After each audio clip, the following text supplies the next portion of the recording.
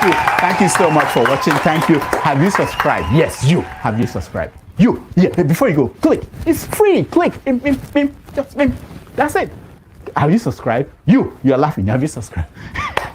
Have you subscribed? Thank you. Thank you. Thank you. Hey, madam, thank you so much. I can see you. I can see you. We have to get to 100,000 subscribers. This by the end of the year. How are we going to do that if you don't subscribe? Yes, you. Yes, you're about to click off. Why? Have you subscribed? It's free. If you don't, ask your son, ask your daughter how to. Just one click. Thank you. Thank you. I see you. Aha. Thank you very much. Thank you very much. I'll see you tomorrow. Thank you so much for watching. Thank you. Have you subscribed? Yes, you. Have you subscribed? Yeah, before you go, click. It's free. Click. Just that's it. Have you subscribed? You're laughing. Have you subscribed? Have you subscribed? Thank you. Thank you. Thank you. Hey, madam, thank you so much. I can see you. I can see you. We have to get to 100,000 subscribers. This by the end of the year. How are we going to do that if you don't subscribe? Yes, you. Yes, you're about to click off. Why? Have you subscribed? It's free. If you don't, ask your son, ask your daughter how to. Just one click. Thank you. Thank you. I see you. Aha. Thank you very much. Thank you very much. I'll see you tomorrow.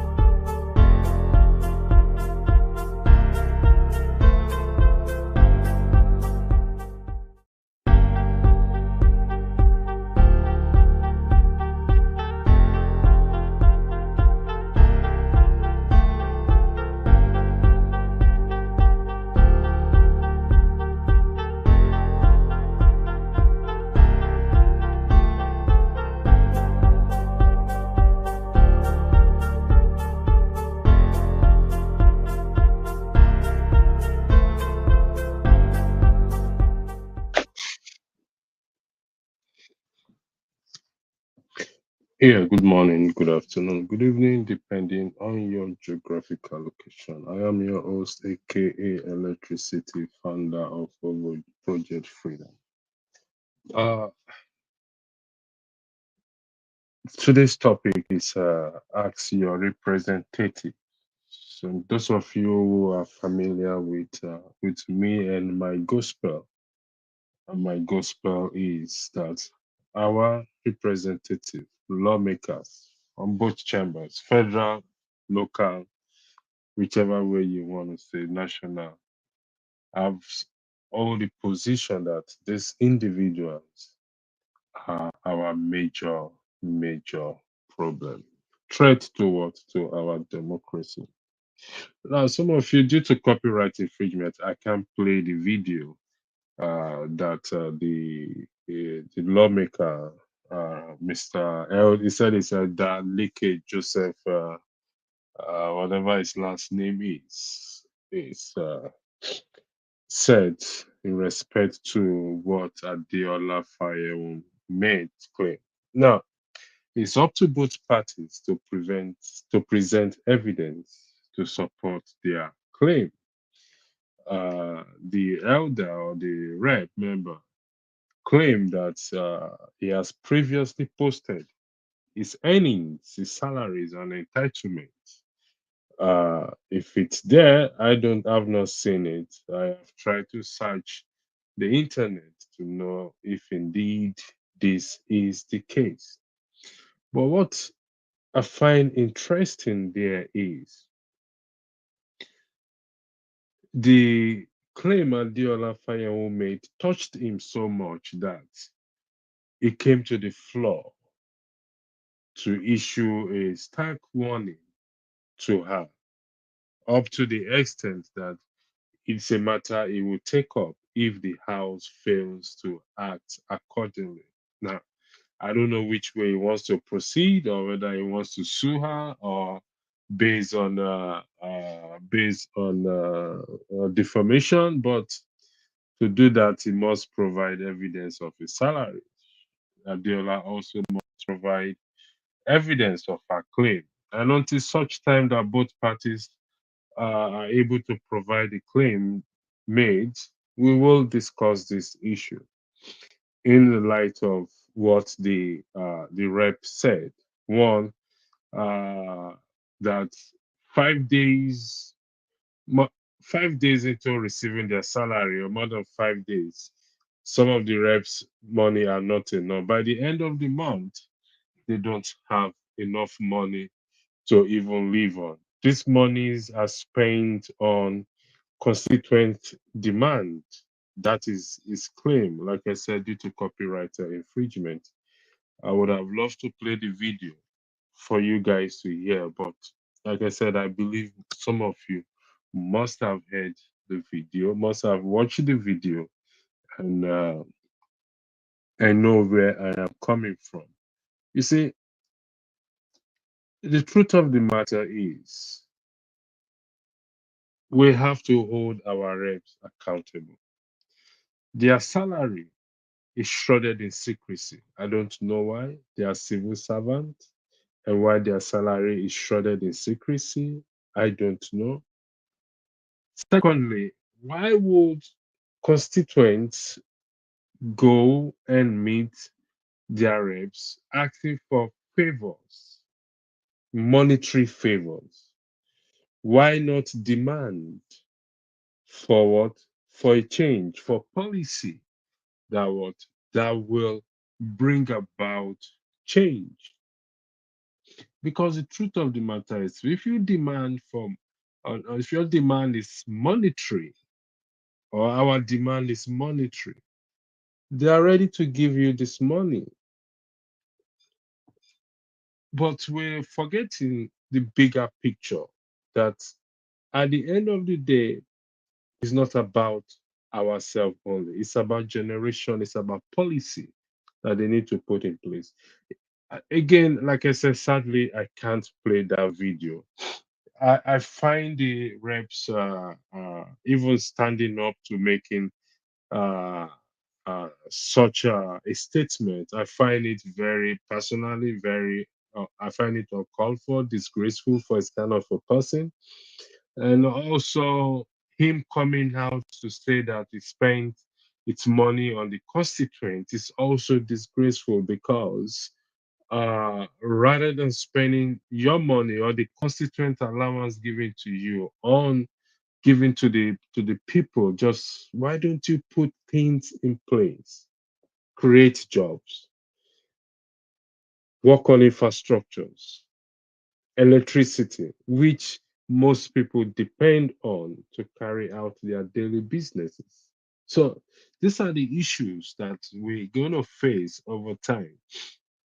Like some people have argued that until the issue have not really hit the citizens, if it hits the citizens, they will rise up to make that change. But going by its his position and Adeola's claim, I think it is a good thing that we continue to talk about it, and also to ensure that whatever information we're putting out there has to be verified. Because, like I said here before, and I'll say it again, people think I'm against freedom of speech. No, I'm not against freedom of speech. But freedom of speech is not freedom after speech. If it's incorrect, if what you put out there, the statement you made, it's incorrect, then it's no longer freedom of speech afterwards. So care must be taken. But until such time that the senators or the House of Rep member, that says that Leke Joseph, his name is Joseph. When I heard the word Joseph, I was kind of surprised that, well, this is Joseph. Remind me of Joseph in the Bible. Joseph in the Bible was a transparent person. So until we citizens start to hold our leaders accountable, then we will not get anywhere. So we need to ask our representatives questions. This is time for us to ask them questions. This is time for us to start to demand certainties, not money. Money ain't going to take us anywhere. Okay, it will not take us anywhere. I can see few comments here. One, the first comment, Queen Jacob. Oh, sorry, I'm not pronouncing your name very well. My sincere apologies. Queen Giacomo JP. Just uh, uh, uh your comment, madam, it's a very strong one for me to put out there. I can read it. I know some part are in English, some part are in Yoruba, but it's not uh, utterances that I personally support, but I acknowledge your presence on the platform. So I will see down the line if I will acknowledge. But you're welcome. Thanks for joining.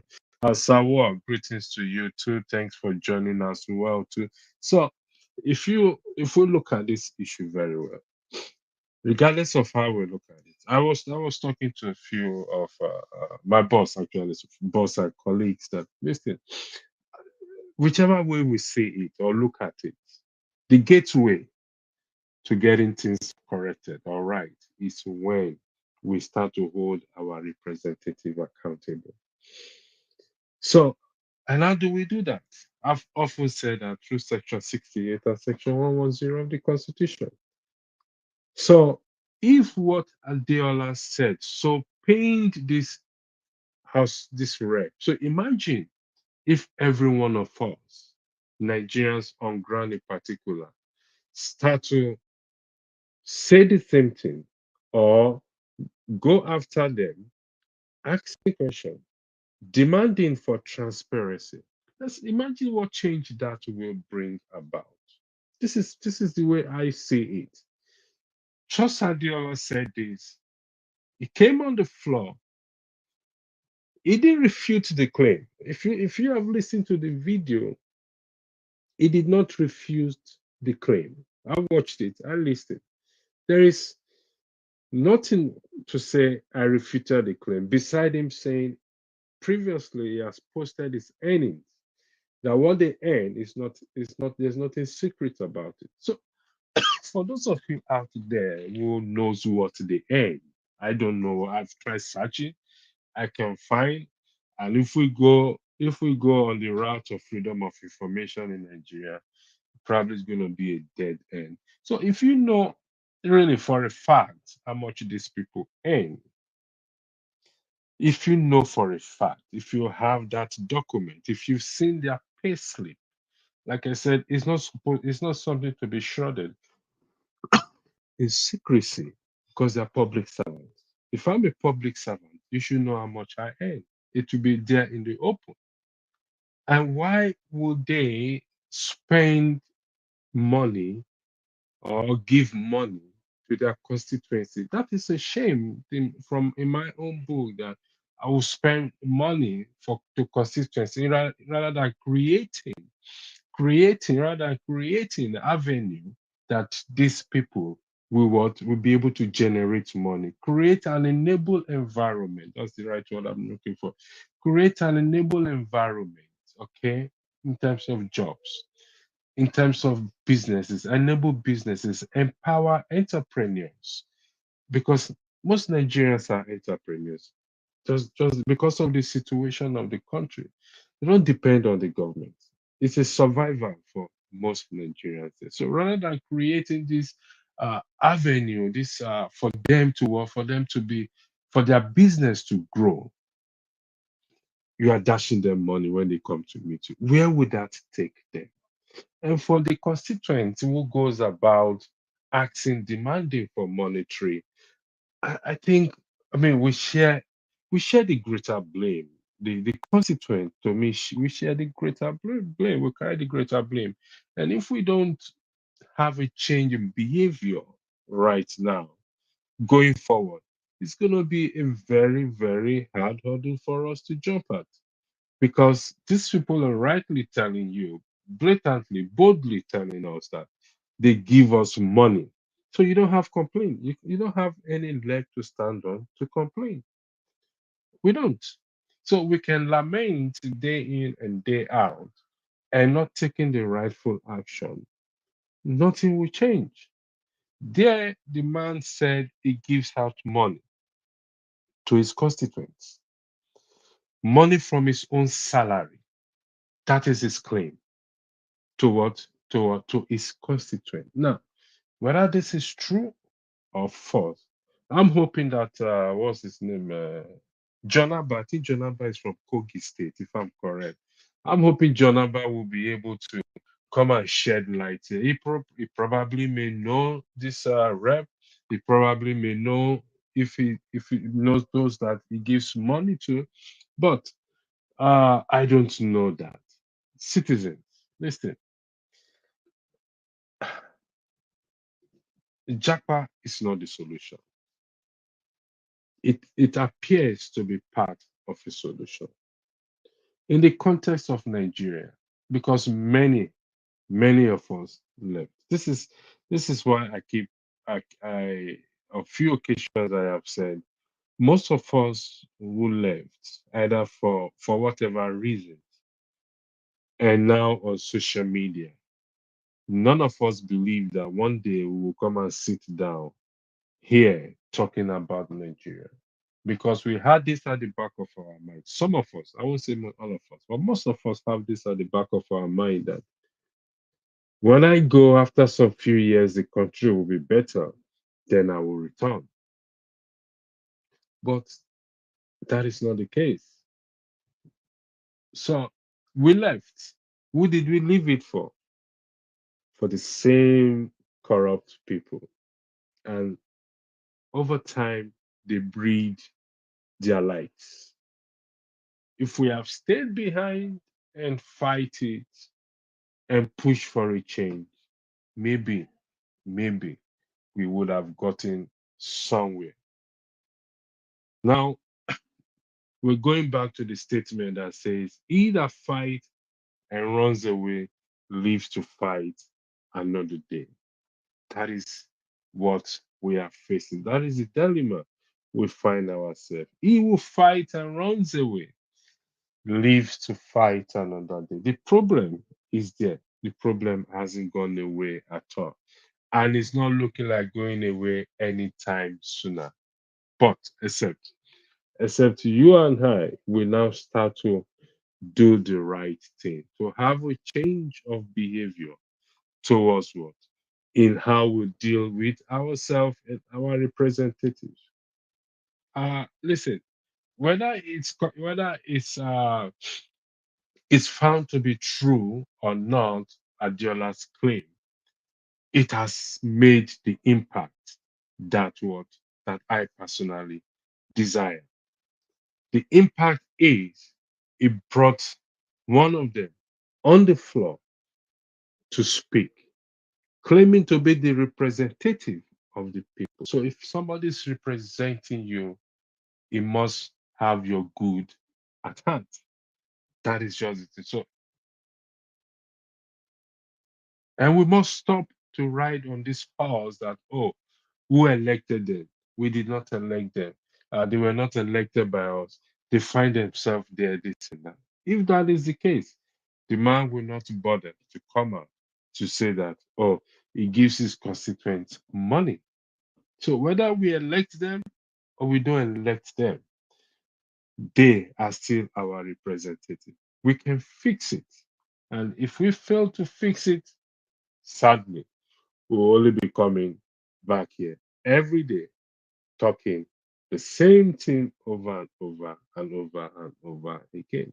So when we put this on a balance, it comes to realize that, like I said, the bulk of responsibility lies on you and I. Nobody, and I repeat, nobody, no country will come and do it.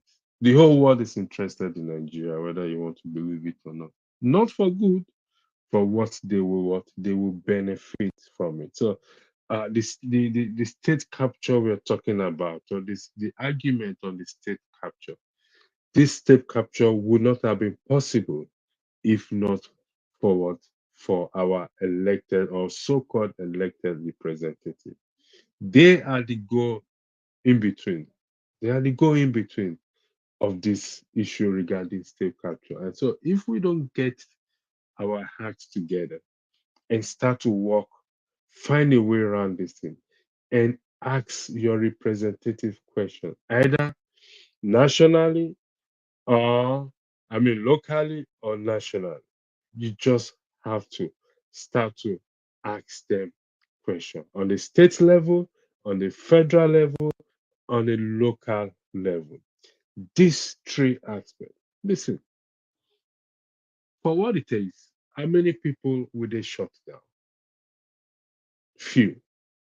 So when you bring this concept into play to say that we are 200 plus million citizens, young and old. Okay. So if we take out the younger ones and the elderly ones, I think the youth is still more in numbers. And if we now form a strong body or a strong hold and say, you know what, going forward, we will look for their offices. We will look for where they reside. We will stay in front in a peaceful manner. We will wait for them since they are not coming to us. They say if the mountain refused to come to Mohammed, what will do? Mohammed will what? Mohammed will go and meet the mountain. And when we start to make demands for change before these individuals will change. I was talking and talking. Every system, no system is immune from corruption. No human being is immune from what? From corruption. Everybody has a price. Everything has a price. But where there is checks and balances, it what? It limits, or where possible, it eradicates corruption, if possible, but it's limit. So if I know you are checking on me, if I know you're going to ask me questions based on what I did, integrity of what I did, amount of money I spent, I'm giving 30 billion naira to spend on my constituency, and I'm required to give or to give account of that, or the people are asking, okay, you were giving 30 billion naira towards constituency projects. What did you do with it? Where are the projects? They all get constituents allowance for projects that they want to do. And I stand to be corrected. So, what projects have they put in place? These are the questions we need to start asking ourselves and asking our representative. They get money. No, like I said, their salary is shrouded in secrecy. They don't want to reveal it because even the most saddening part is those in the Labour Party, those representing Labour Party, the House of Reps and the Senators. I mean, this is what they should be doing because they campaign on transparency and accountability. Just post a payslip. It doesn't matter which grade you have. Just post a payslip. This is our payslip. See what we earn. See our salaries, our entitlement. Let us know what you earn. The civil servants they're fighting for minimum wage increments. It's no secret. Nigerians knows how much they earn. The senators or the lawmakers are also equally civil servants. Are equally civil servants. So why is their salary shrouded in secrecy?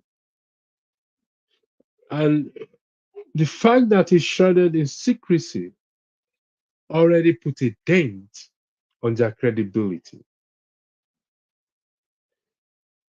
The fact that it's shrouded in secrecy makes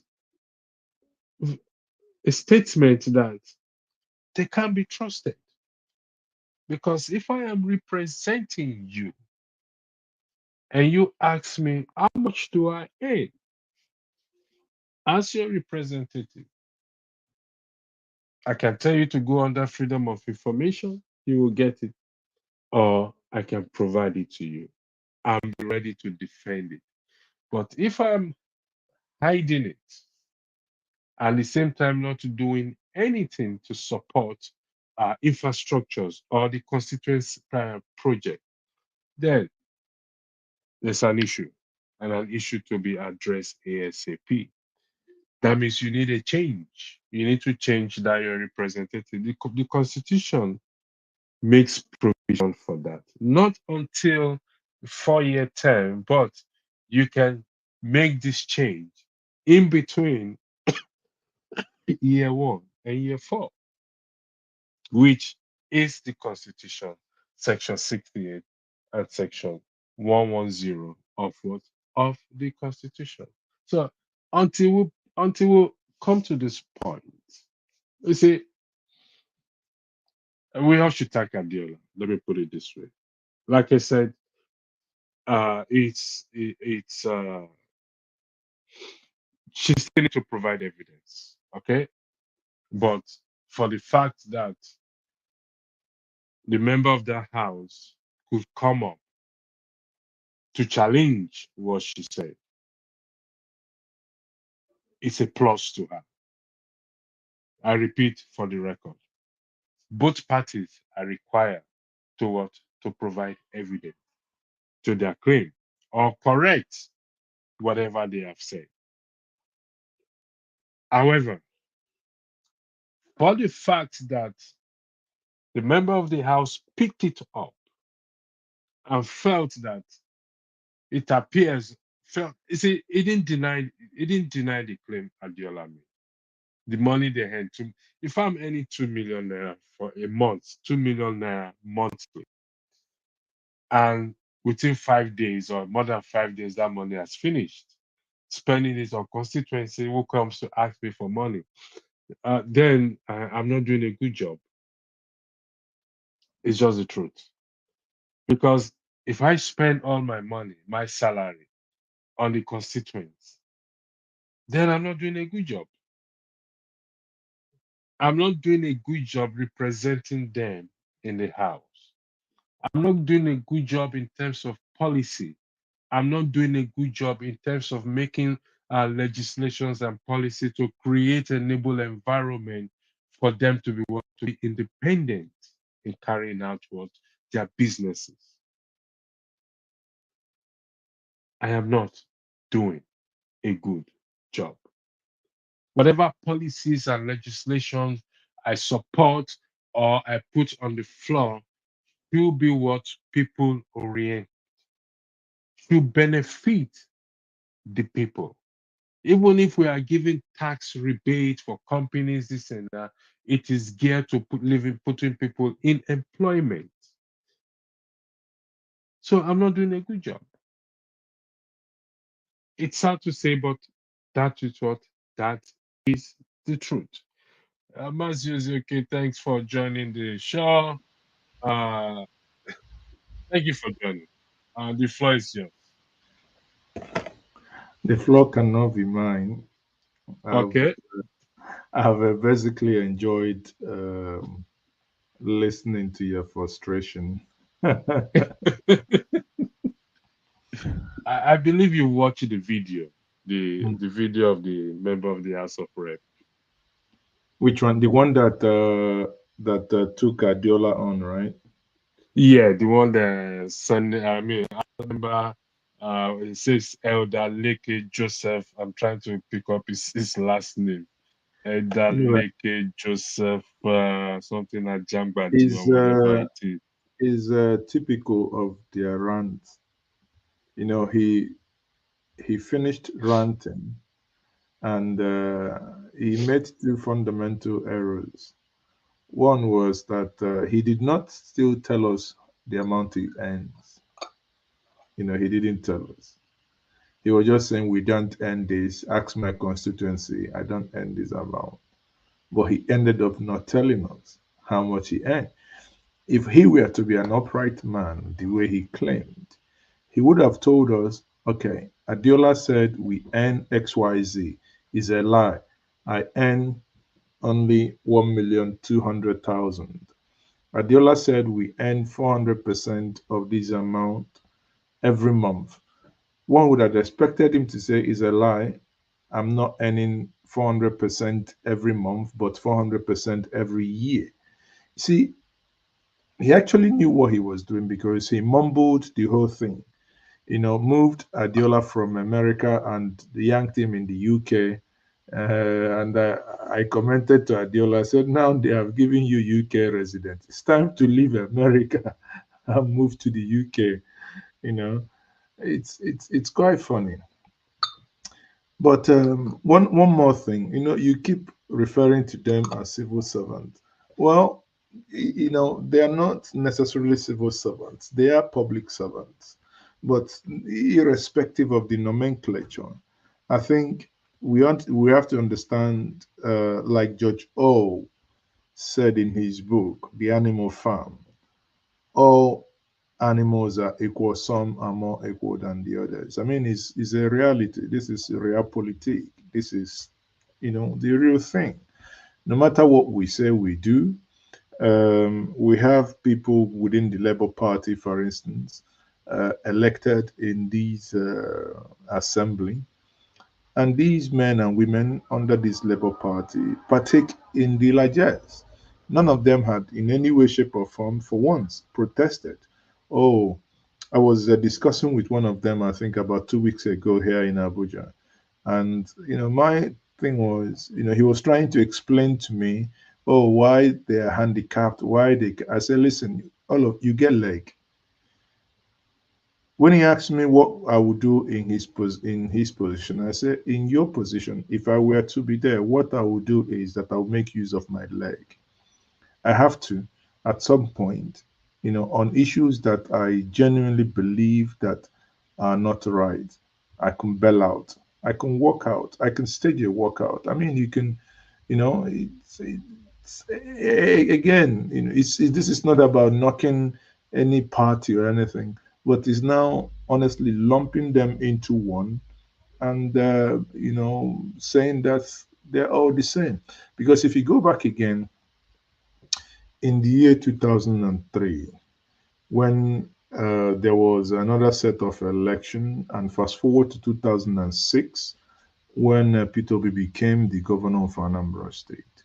Now, or if I go back actually before even getting into office, late 90s, early 2000s, he comes in the SEC, in the in Fidelity Bank. They say these cars are for you, official. It's not illegal. It's not anything. But he looks at those cars and says, "Nah, I'm not going to use them. I have my Peugeot 406. I have my this. I have my that. I'm going to use the one I have." That is a man making a difference. Fast forward in 2006 as a governor, suddenly the convoy of a governor curtailed. Anambra State had, guest houses beyond the state. Why am I using him as an example is that even in the midst of corruption, even in the midst of all the madness going on, if we want to make a difference, of course we can. We can make a difference. So my argument to the Labour Party people is that, they must know that the expectation of the people, they haven't met it. They haven't met them, and they've kind of basically been swallowed. When you're painting a white paint, and suddenly a different color, be it black or red, comes into it. No matter what you do, it's not going to come back to that original white. It's already changing color. So that is actually what I believe has happened in this case. And sadly, you know, why this is still shrouded in secrecy. I was actually meant to have a conversation today with Solomon Dalung, who is, or rather, who was the former Minister of Sports, but he called me saying that his network is messed up. I don't know why, but he's somewhere in Plateau. He couldn't join me. One of the why I brought that up, one of the questions I actually wrote down here in my jotter, one of the questions I wrote down here in my jotter to ask him is, Oga, how much does a minister earn? Because while I was talking to him backstage, he said that this interview was going to be hold no bar, it's a hold no bar interview. That means you are free to ask anything on the planet Earth, no go area. There is no go area. He was going to answer anything. Because this, for me, if we begin to understand truthfully how much ministers earn, if we begin to understand how much these guys earn, then we may have begin to also benchmark it to certain civil servants. You understand?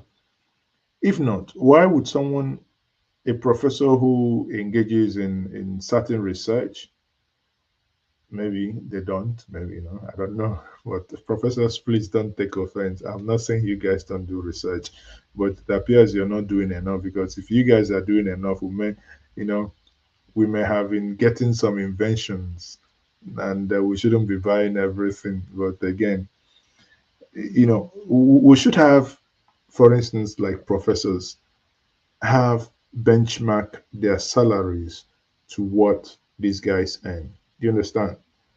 For now, it appears if you're able to snatch ballot box, kill one or two people, shoot, able to do ta ta ta ta ta ta, and buy a couple of people, that's it. Then you get into the house, and sadly, that's where we are.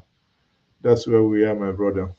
The member claims that after receiving their salary, not more than 5 days, they come back saying their salary has finished. Let me see if I need to quote him word for word because I took my time to write it down. He claims that there are some members that cannot survive more than 5 days on their salaries. I, and I said, there is God, though. How would you make such a claim that we don't know how much you earn? Like you rightly said, and I also said, he didn't say this is how much. Oh, he just said, "Oh, I have previously put out what I'm earning out there."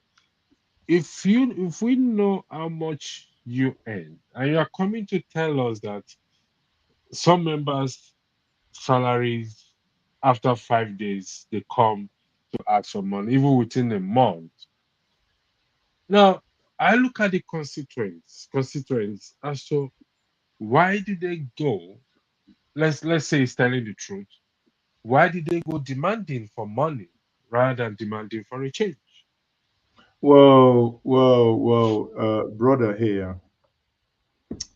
Um, we must speak truth. I will not doubt what he said, and here are my reasons. Let's say he earns anything between 8 to 10 million. Being a public figure, is it possible that that money gets vanished in 5 days to 1 month, to 1 week? The answer is yes. Why do I say so? These are individuals that do not live normal lives. Yes, I've been in a circle where people, come in, and you can see some of them are basically, when people come in, oh, God, blah, blah, blah, blah, blah, blah, blah. You know, it's African, maybe, to them to give some of those people that come to beg arms some money. Oh, some 10, 50, 20, whatever, whatever. And when you have, if you're here in Nigeria and you're driving a car, I go to the petrol station to fill up my tank. I spend nothing less than 50 to 60,000, right? Now the question is, if I had 4 or 5 of those cars, damn, that's 200 to 250,000, right? Only on And cars. why do you need to No, have I 4 or 5? said at the beginning, because of the Okay, the kind of lifestyle, lifestyle they live. Okay, because all right, of the I get it. lifestyle. Now, these individuals, again, leave their generators on, the listers, and you don't power those things with water. You power them with diesel. So because of the lifestyle, but again, with what they earn, if they live their normal lifestyle, yes, it is and it will be more than enough. However, you must also be realistic to note that those of the constituents that go to them do not go to them out of fun, but because many of them do not have what to eat. So, in begging alms, right? Even me, sometimes I come to my house through the Appian way, and pretend that nobody is in the house, because the moment people know that you are around, no matter what, and there are uh, um, issues that people will table in will bring before you. Oga, there is no way you will not part with anything. When somebody comes in and they've been telling you they've been sick, and you can see they are sick, and you decide, okay, I'm not going to give money, but I'm going to take you to the hospital. You say, you open your car, come in, the person hops in, you go to the hospital. Wallahi, by the time you come out, you might be asking yourself, man, maybe it would have been better if I had given money instead of taking that individual to the hospital. And clearly, in that case, that individual was sick and real sick. So in that case, I mean, the challenge here is that the whole system is so messed up.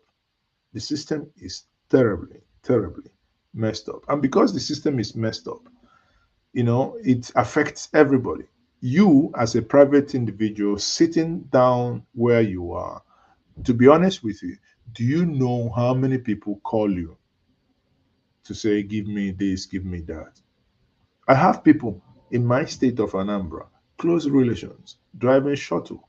But some of them will tell you, oh, why haven't you gone and, to do your business? Oh, my car is packed up. I need 200,000 to buy XYZ to fix it, to go back again to work. And this same individual has 4 or 5 kids to feed. Yet it doesn't. It's been so silly, because you can always, most times you can get angry. It could be silly that he never, all the time he's been riding his vehicle, he never thought about saving money. Now you're not only trying to help, you're also, moving into trying to teach an adult the basic concept of, basic, financial management. But what can you do? So Okay. putting everything Let, together, brother, I think. let me. I mean, I understand what you're saying. This is the argument I'm making, that the citizens or the constituents, rather than demanding for money or allowing it to get, don't you think we should demand for uh, a better hospitals to be built? Excuse me. Now who Job chop? create Now who chop? Now who understand? Now people like you and I are demanding for those. job creation, because if we are only focusing on the immediate, you're focusing on, yes, it's a good thing it took him to the hospital. But if their environment is there, I mean, if I'm sick today, I don't need to go to my rep to say, "Oh, give me money." I walk to the hospital. I call the ambulance. So if it got to that point that I have to call the ambulance, I'll call the ambulance.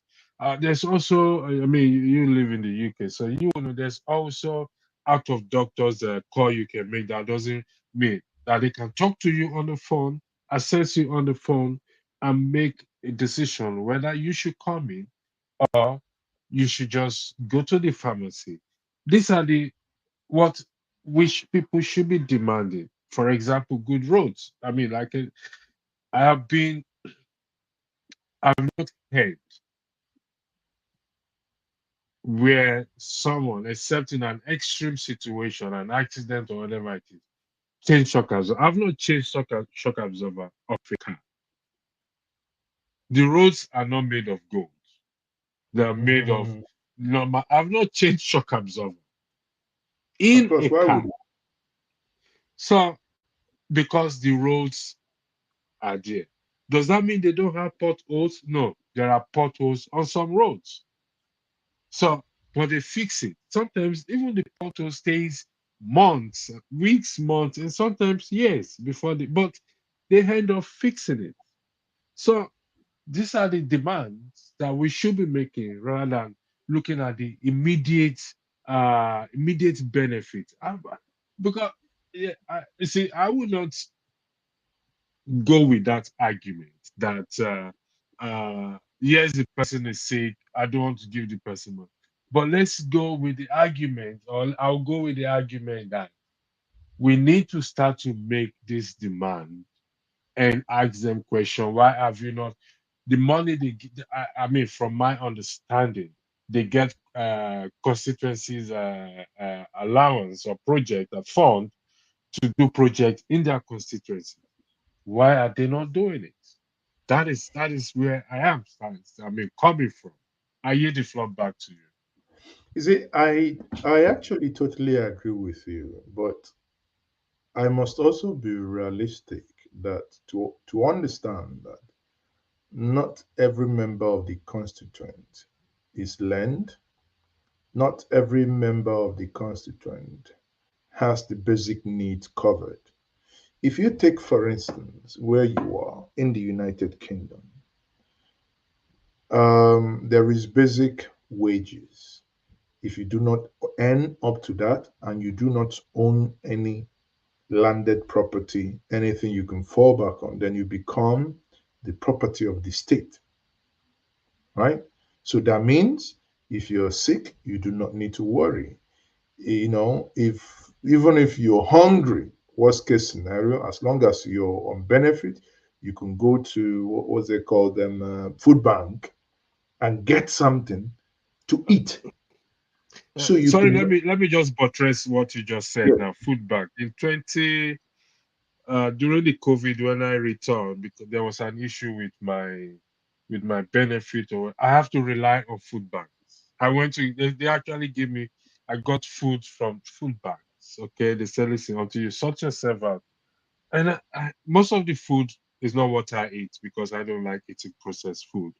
But the provisions are there or is there.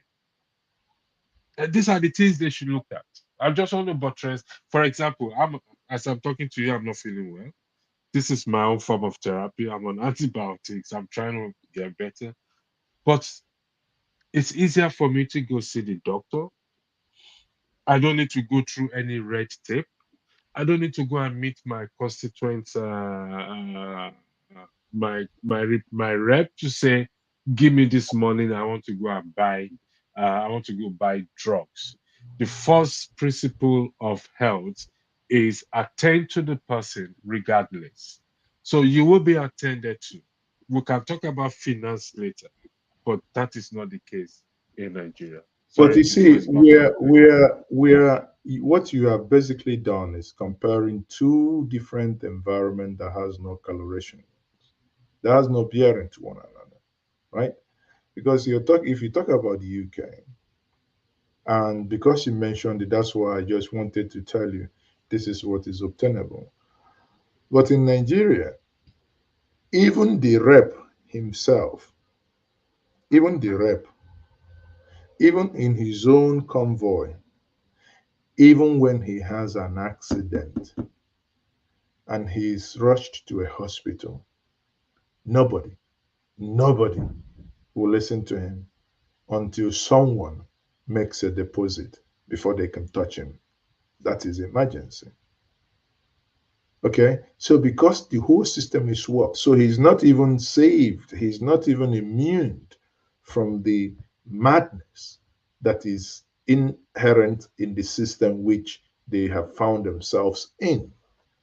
So my point here is that if the reps are saying this money is not even enough for them, well, I don't doubt it.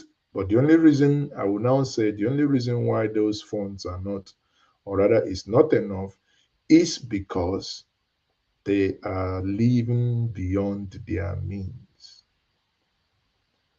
they are living Do beyond their you means. know why this their salary? Yeah, somebody asked me a question. Yes, I donate. Somebody said, "Do I donate to food bank?" Yes, I donate to food bank as well too. Because let me be honest with you, food banks are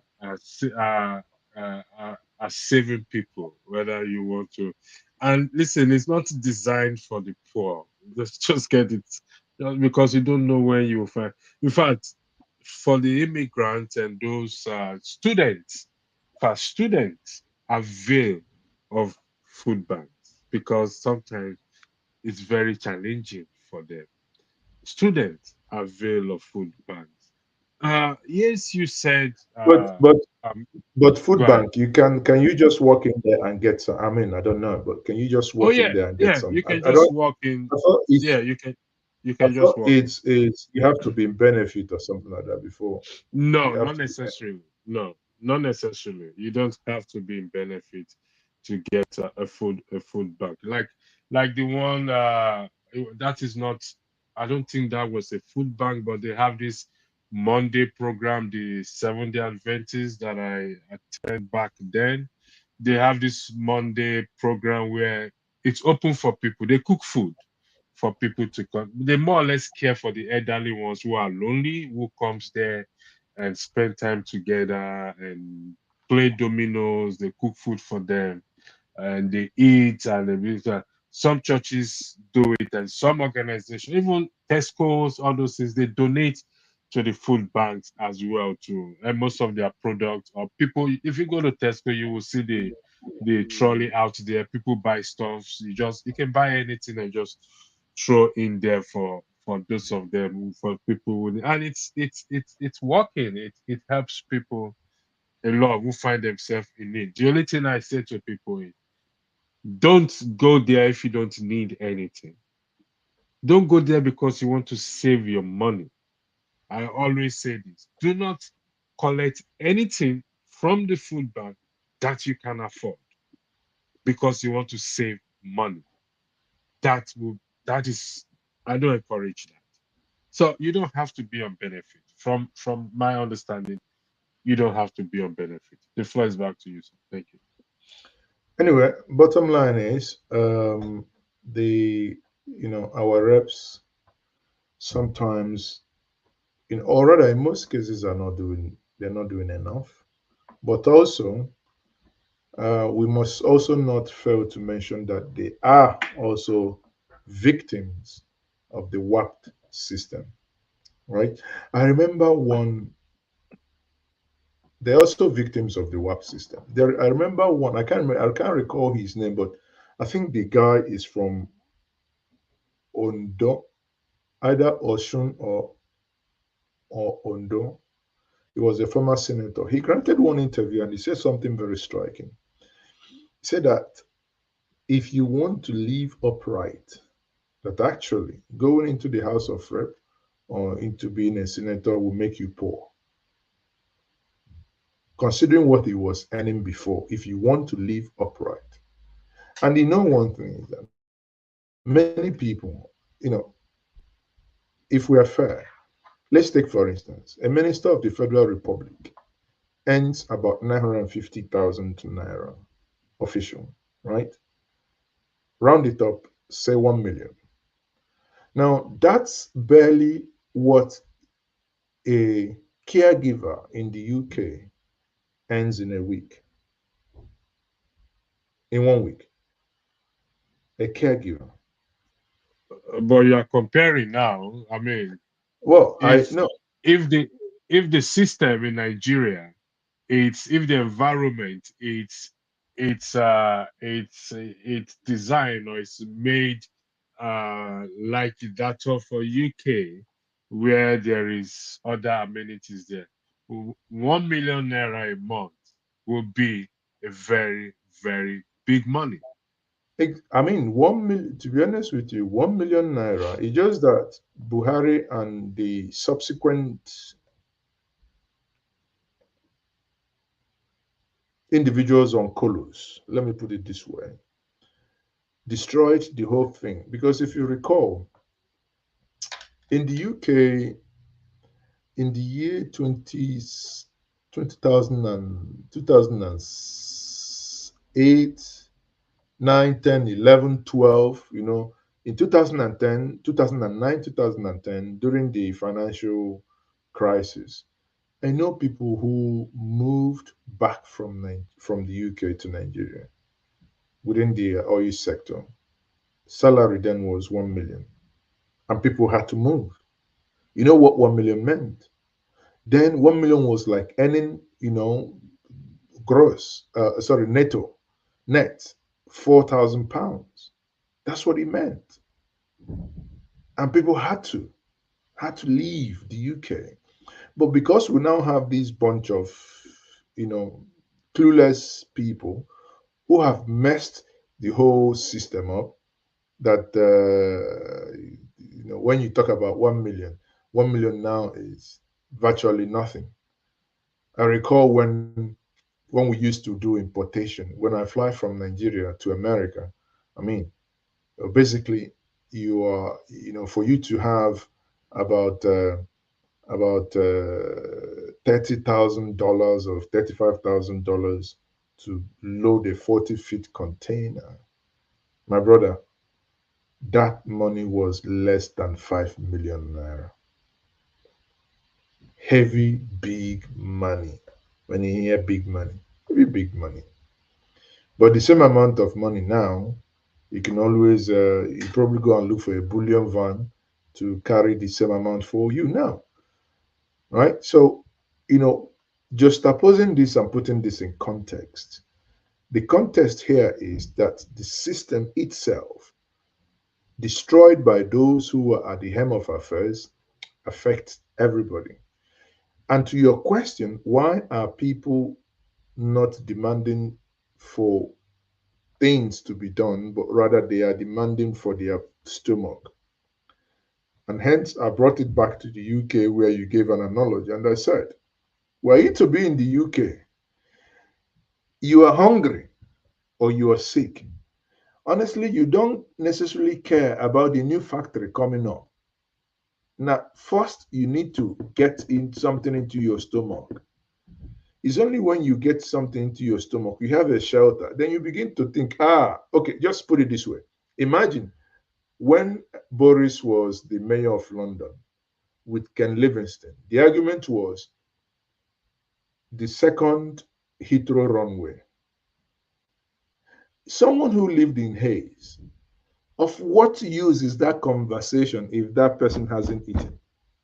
Of what use in that conversation of, oh, we are going to, when you do second runway, UK will be the busiest. For that person, you are speaking French. For him, the stomach is already pushing him. So, and that is the stage where our people are now. The people are hungry that they, when they see these people they've elected, they feel entitled. So it's going to take a whole lot of time to convince and to educate the people that actually the job of the person you have elected is not to provide food for you on your table, because that's not what your MP does for you. But if you have issue of immigrations where you have issues with Home Office, you can actually book an appointment with your MP and you go sit down and iron it out. There are issues that you can have, you can go and sit down with him or her that he or she can intervene. But in our case, we are still at the primitive level of stomach infrastructure. Hence, those people keep, to our brothers in the north, you know it, that there are so many allergies. All they do is to kill cow and cook rice. Kill cow and cook rice. Do you know how many people that will starve if they don't do that? There is danger in it, obviously. It makes people lazy, dependent. But again, some of those gestures are culturally, some are also in a bid to buy favor so that they keep rigging, or I don't say rigging, they keep voting them and re-voting them in. So it's not just that easy and straightforward. It's a complex web. But the bottom line, my brother, is the guy was talking gibberish, because at the end of the day, he did not mention how much those in the House of Rep earn. And finally, he also got his facts right. He said if they don't want to do anything, he was going to go and get Adeola. And I'm waiting when they will give him a visa to go to New York and get Adeola now. I know you may not know, but I'm still going to ask you this. Do Hmm. you have any idea how much they earn? Honestly, I think the last time that I think I had an idea, I think a senator earned about 8 point something million. That's Is that everything. No, yearly no, no, or no, no, no, monthly? no, monthly, monthly. Between 8 and That's 13 including million. their entitlements. Yes, everything, Including their all, entitlements. yeah, whatever, every month. Put everything together between 8 and 13 million. Now, whether that So has between changed, 8 and 10 million.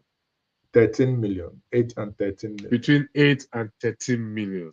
Yes, That is because what they I earn. recall then, the argument was if you were earning £5,000 in the UK, then there is, if it's about making money, then there is no need, right? Because obviously is beyond whatever that is being earned in the other end. So was the need? Was the Do you understand? There is no really no need for you to bother your head. But if it's about service, then we should be expecting that many people should actually uh, serve without earning. But again, for you to serve without earning, it means you must have been of age to be at a retirement. Something must be paying your bills for you to do that. But serving has nothing to do with age. No, it does. It does. Let me give you an example Ah, now. The way you are now, as long as you're not yeah, retired, as long as you're yeah. not retired, honestly, there's you are limited to the type of services you would render without pay or without commensurate pay, right? But if you are retired, I'll give you an example. If you leave your house in the UK today, say you want to be the local government chairman of your area, you can't do it. And if you want to earn an honest pay without stealing, without doing what they are doing, the truth is that you cannot do it.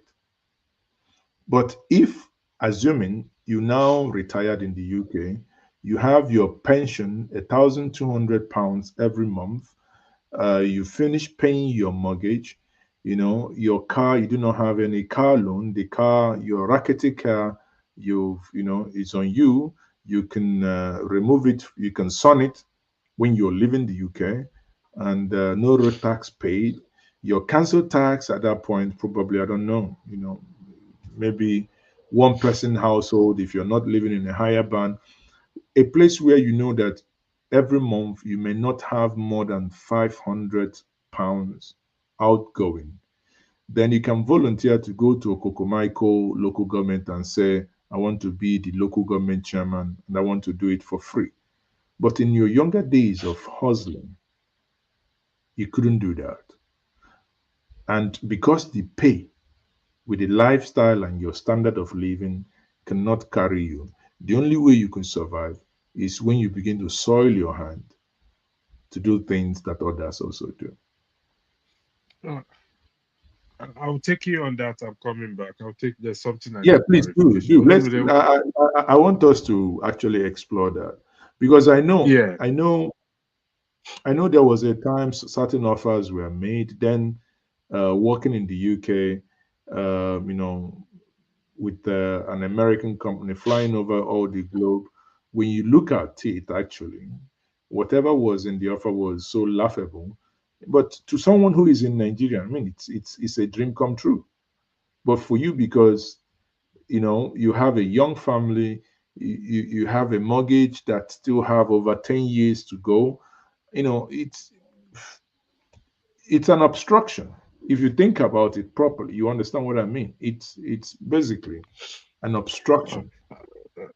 I'll take you. We'll explore that. Olumide, welcome to the platform. I'm not sure if you've been listening to the conversation. If you have, I'll yield the floor for you to weigh in, please. The floor is yours. Thank you. So I think I've been listening to a bit of it.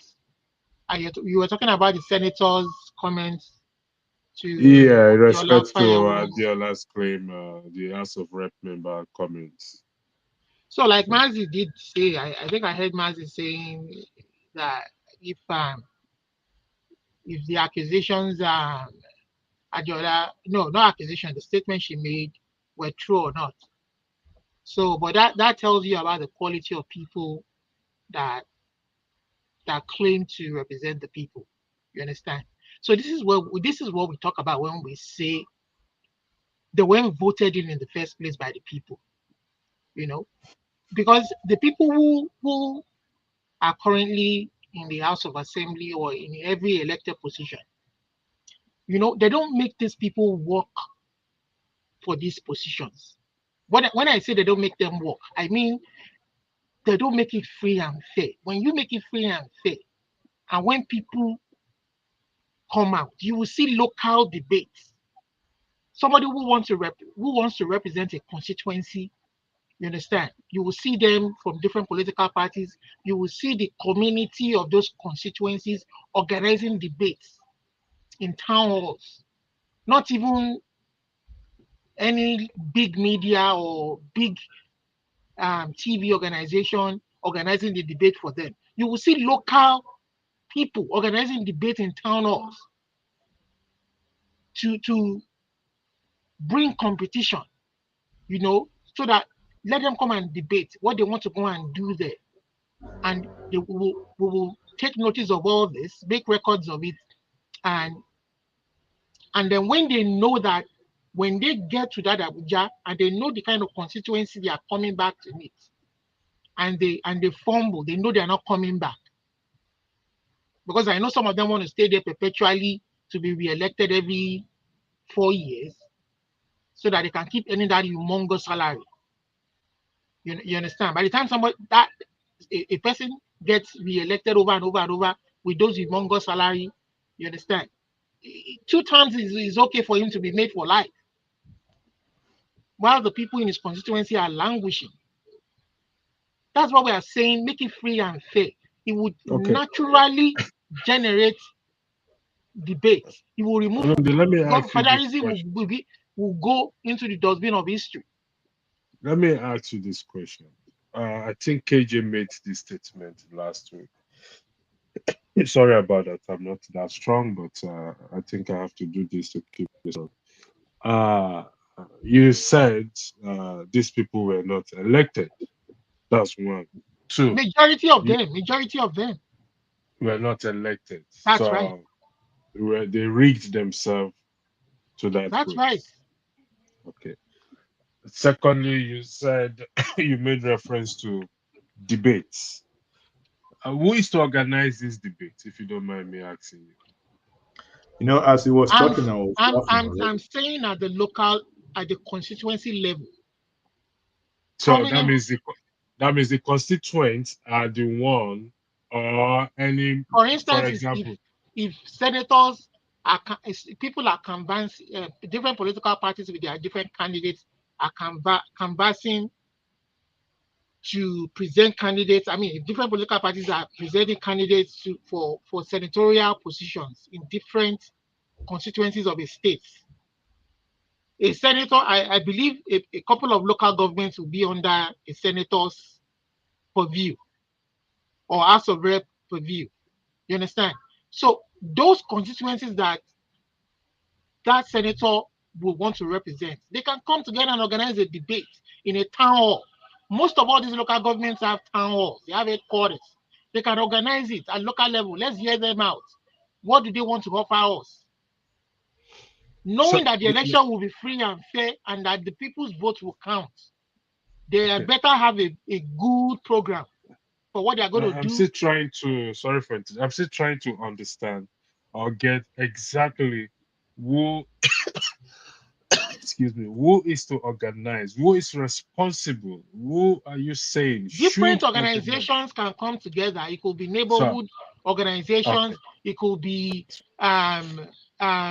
societal So organizations. For you are in example, essence, sorry, you are in essence talking about what ought to happen, not what is happening. No. I'm saying that is not what is happening. I'm saying that this is what can happen, knowing that the Okay. elections will be free and fair, and the people's vote will Okay. count. Then let me tell you, don't bother yourself. It's not going to happen.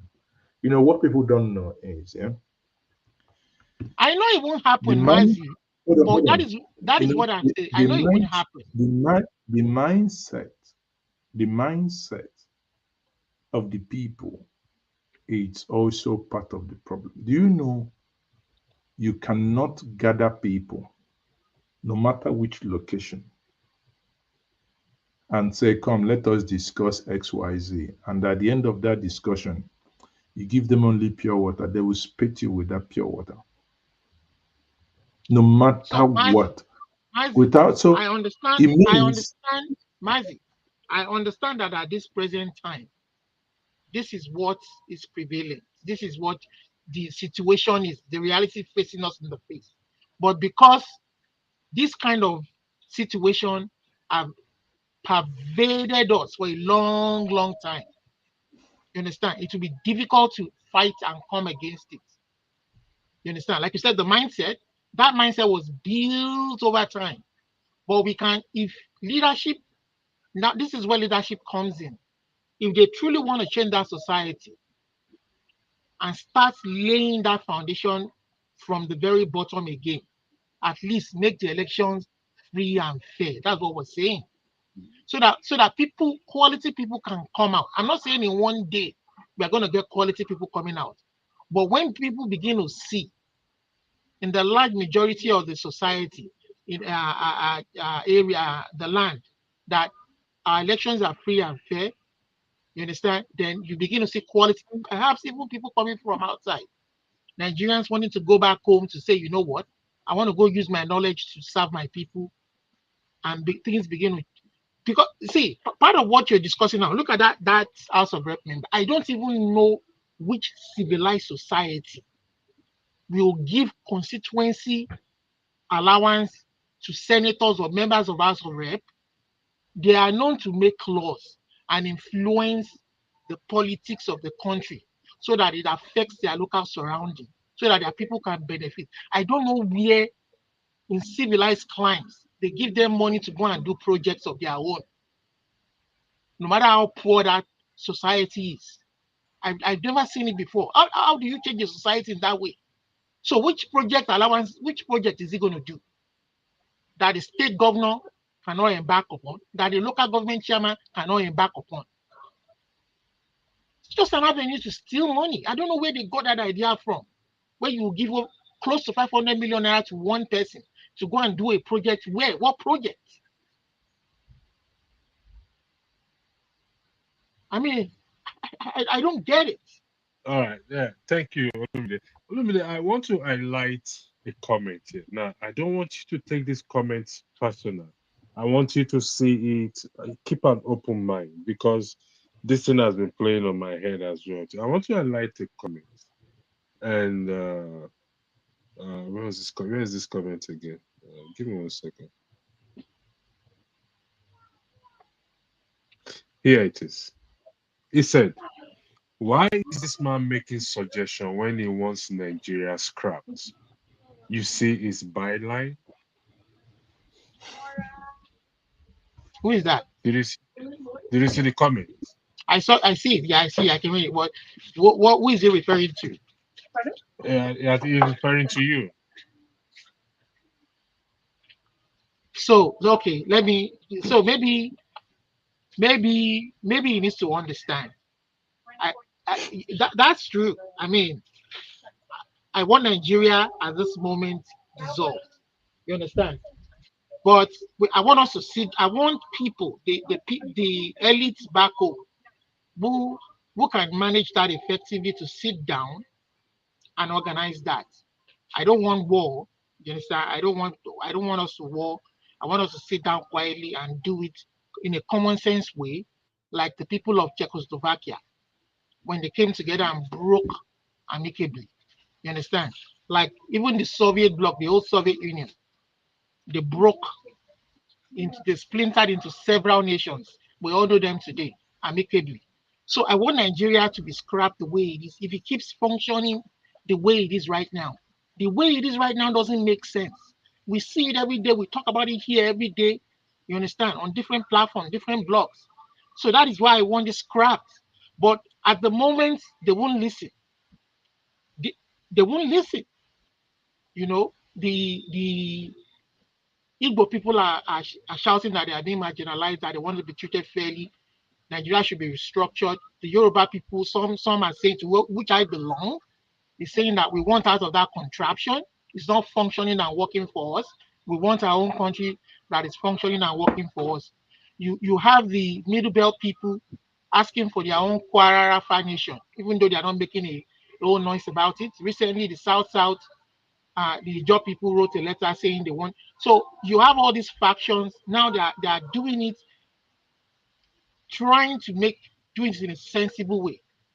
The first thing the president of that country can do, you know, if he wants to be remembered, he wants to lay a good legacy, a legacy bigger than that of somebody like Paawo, who was a one Nigeria person, I would say, as premier of Western region, and even contested to be prime minister. So this was a man who wanted one Nigeria, who believed that he can work, thinking that what he did in the Western region, he can bring it to the national level. But, you know, people with bad intentions prevented him from doing that. So we are saying that the way it is constituted right now. But if you won't let us go, and you guys want to keep us together and force us together as one, to which the guy who made that comment, to which you probably are part of, you understand? We will keep hammering on that people who are forcing us to do the right thing. That even if you won't let us go, but at least you want to be one Nigeria, this is the right and better way to be a one Nigeria. You know, don't rig elections. When you spend 300 billion naira on technology to organize elections, let it count.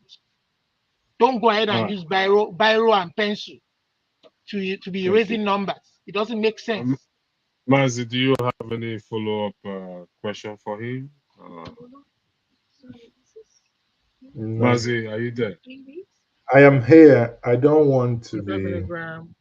Okay. I'm out of that. I'm out of that conversation. Okay. Let's talk about service. Let's go. Let's go back to service to humanity, service to mankind. Uh, this when you present yourself to serve in the context of representing the people, it certainly is not something you do for free. You get paid salary. For example, what I am doing, I'm providing service to humanity. I'm not getting paid. I don't think you are getting paid when you go on your own platform and broadcast. It's service to humanity. And in the context of our senators or representing the people, they're also providing service to the public, but they get paid. And they get paid, but they are not doing the job they are paid. They are being paid for. You see, when you said they earn between 8 to 13,000 then million, that's the senators in the House of the National Assembly. The reps probably don't earn up to, depending on their grade. But let's say the rep earn between 8 to 10 million. Even in present times, as of today the 21st of June, it's still a big money. Would you agree with me on that, Mazi? That is no argument. Again, Okay. in the Nigerian context, well, listen now, in the Nigerian context, that's a big money. But you know that there are people within the private sector, very brilliant people, sharp individuals. They will never get involved in politics until they are retired. I mean, actively in service, apart from giving consulting and giving advices on to those who are in service. So my point is, now the way you are now, if you're given, let's say, for whatever reason you're asked to serve in your state house of assembly as a house member, for someone who is in Nigeria, who most times they have nothing to do though, and it could be a good upskilling, right? But for you, if you have what you're doing, if you're earning internationally, it's nothing. And if you dare venture into it, the likelihood that that is going to mess you up is there. Because why? You have not built your life to the point where you can take certain shortfalls and certain shocks financially, right? But for someone who is in Nigeria, because the system in Nigeria is different. If you're here in Nigeria, you probably the house you live in, you own it. The car you driving, you own it. But if you're in central London, your house is 800, 900,000 pounds. You barely paid 50% or 60% or 40% of it. You're still struggling to pay over 400,000 pounds. And it's a monthly mortgage payment for the next 20 years or 15. So how are you going to do it? How? To go and serve in a place where you're not even sure that at the month, at the end of the month, they won't tell you stories. But if it's really and purely for service, when you are, and I bet you will do it. I can see it in your eyes. When you are 65 and when you are retired, you can now go and teach them how it is done by doing it yourself. But for now, you can only be an outside observer, because if you venture into that water, This thing you said just now, my daughters challenged me yesterday, hmm, saying that if you're gonna make any impact or difference with this your addiction or addicted broadcasting, let me use their word, you have to be on the ground in Nigeria there. And I agree with them. And that's okay. You know what? Once I'm done with this particular thing, I will be on ground to give my service to you humanity. see, you put condition there. Once you are No, done, you no, see, not that's no, a the condition. condition. The condition I put is just a 2 years condition. Well, my brother, I It's don't. just a This is a live program. Let me tell you. I no. It mean, is a live program. yeah, I know that. yeah, let's. Anyway, that's fine. I mean, it may be different. You might do it, but I think I have a different opinion. And I know people, right? I know people, even when their communities say, "Oh, they are Mr. XYZ. We would want you to come and be our our king in our community." Now, the young man thinks back. I'm in my early 40, mid 40s. I haven't done XYZ, BBB, right? Is it now to go to the village and be breaking kola nut and everybody will be coming to collect from you without giving anything?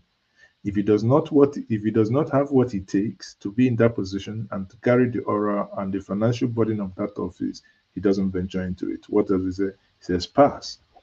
But had it be that he is in a certain age, if you're retired, for instance, and I repeat that again, that's sounding like a broken record. If you're at the age of 60, 65, 66, 67, still young, very young, that's a very young age, then you can take certain risks. You can take certain decisions because your drive at that point is no longer financial stability that you have achieved. But Mazi, shouldn't it be a case of at any point in your life in offering service to humanity shouldn't be driven by monetary No, it's not that. No, no, no, purposes no, or no, what? no, no, no, no, no, no. It depends on no. Now you're moving the goalpost. You're talking Okay, about serving. please, No, no, no. Sorry, yeah, you're talking about serving within the political space. It's not yeah, offering services to humanity. It is an employment. yeah. It is an It is an employment. employment. You get paid. Exactly. You get paid exactly. Yeah. So if you get paid, the question is based. My argument is based on where you are coming from. Whatever you are getting paid there in your days of active service, as long as you do not and you are not within the category of people that will go and soil their hand, is not tenable for you. That's my point. Okay. I think we will. I think Yes. it's beginning to sink in now. You're beginning to No, see my no. point. I mean, you see, I think what we lack is people with principled men and women. That's what we lack. And But hold on, we hold on, hold on. Let me ask you this. As a right. local government chairman, your salary is less than 500,000. What manner of principle would you have to leave your house in London and go there and say you want to do a local government chairman? What are you going to do with 500,000 naira based on where you're But coming from? that is your salary. Exactly. That is your So because salary. it's now and in the UK, for instance, before you left the UK, assuming that you were earning somewhere between 3 to 5,000 pounds, right? How then do you survive? So the only thing you do at this stage to say, I am still active making money here. Let me forego this so-called service. Then what do? You go back to your private service to humanity. Private, not within the government, where you get paid. Because even the way you are now, if you want to spend 1 trillion within your community, you can. Because you are accountable to yourself. You made the money, you are spending it. So no one is going to say, give me account how you spending this money because it's your money. But when it comes into public service where you are paid and you're expected to do certain things, are you going to leave off that money being paid to you? I'm still trying to. You see, like I said again, it's about integrity principle. Okay, it's a choice we all have to pay. We all have to make. There is no. I mean, the senators or the House of Rep, with what they're earning, some of them will still tell you that they are not earning enough. They'll still tell you it's not enough. So it's a matter of I am working, I get paid salary, I'm representing the people, and so I have to fight for the best interest of the people. And I think this can be done not necessarily as a matter of age, because I mean, in the last election in the Republic of Ireland, local election and European election, they were, I mean, in the area I live, there were, I think, three Nigerians, and one of them happens to be my daughter's former, I mean, former school classmate, young. I think should be 20, between 23 and 25, going into politics to Exactly. be, I think, to be a councillor. So Exactly. they're not looking at that personal gain, how much they are No, going no, to no. gain. It's not. No, no, no. It's not about personal gain. You're still not. You're still mixing it. Like if Okay, you okay, let's educate take me. Ireland. No, no. Okay, let's take Ireland for instance. You want to be a councillor. I think it's between 17 upwards thousand or so. It's virtually nothing. But because you are in a system where no matter what, your life is tailored, you making this amount of money you want to serve. Electricity, my good brother pastor, if you are not, if you haven't left Nigeria, you are still in your place in Delta State, right?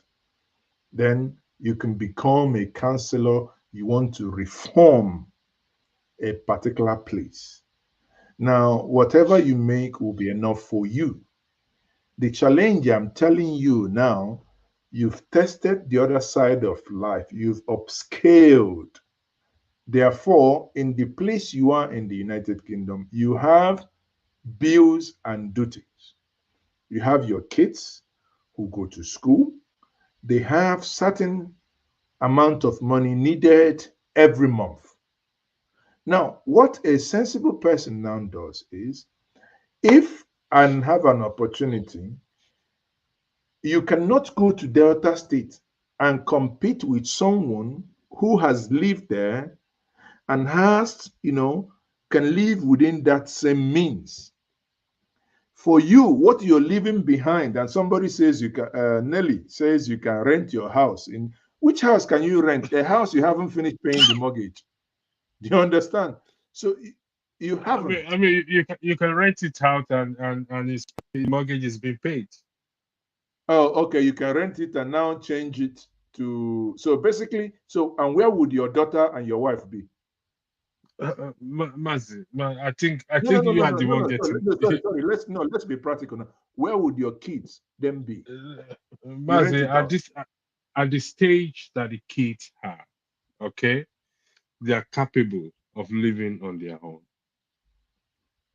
Okay, The they're people I capable of know, making money, the people I know living are, on their you own. know, that's why I said at certain age, people get interested in politics and more active when they are much younger. Not when your kids are in primary school. You're talking about leaving them shooting off somewhere. But if your kids are in secondary school, finish university, of course, you come back to that original thing I said. If you're at the right age that you can afford, because it becomes it becomes something you want to do, but if you're at the age you can afford to do it.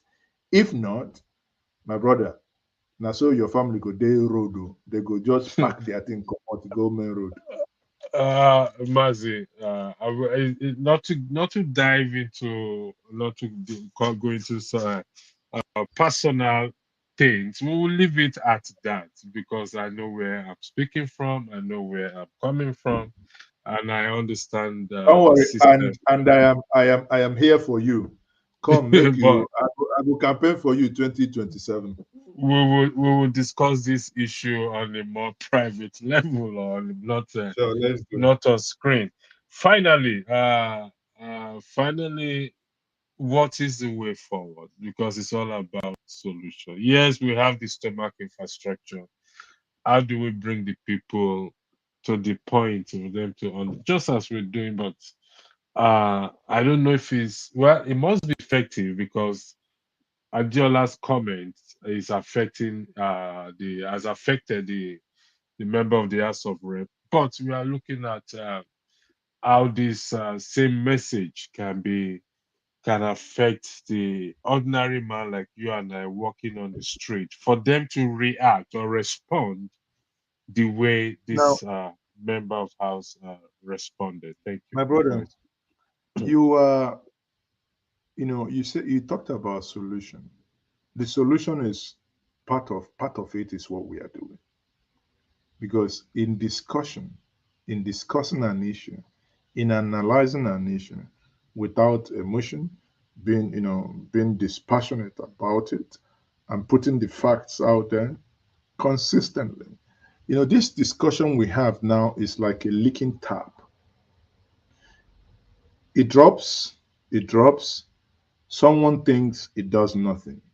But over time, the floor, whether cemented, bare floor, grass grown, the water will begin to permeate with that consistency. So the solution for me is to as long as we keep enlightening ourselves to the responsibilities of our so-called elected people, those whom we have yielded our powers and our rights for them to use them on our behalf. As long as we keep educating ourselves to our own rights, as you rightly said, that we should hold them accountable by not demanding that they do only gifts without, doing that public service which they ought to. So, in essence, what it then means, someone actually pointed it out here in the comment section that yes, why, no handouts should be done, but they must also get to do, maybe some cottage industry, even if it's gari processing, whatever, for the people to earn a living. Do you understand? Because when people earn a living, they can take care of themselves, as opposed to clustering on people's window. But you know that it's quite different from region to region.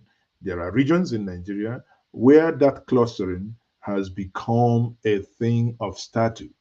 Wow, maybe the number of people seen at your gate shows how rich you are and how, quote unquote, benevolent you can be.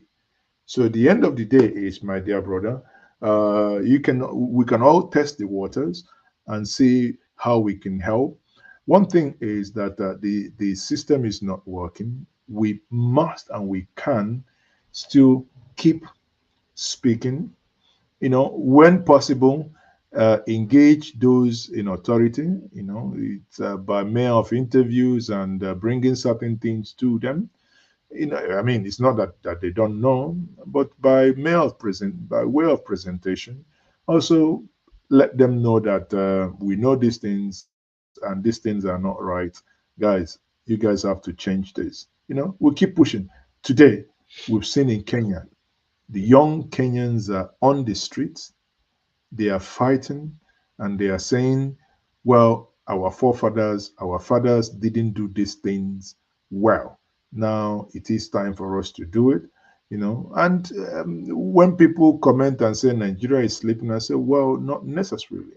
Nigeria, during the time of Muhammadu Buhari, during the NSAS of 2020, Nigerians did their best as well. The Nigerian youth, they came out en masse, and they said no to the mess that was at that point, that is police brutality.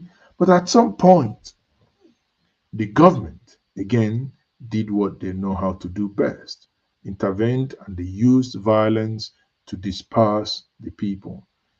That's what happened in 2020 appears to have gone underground, still underground.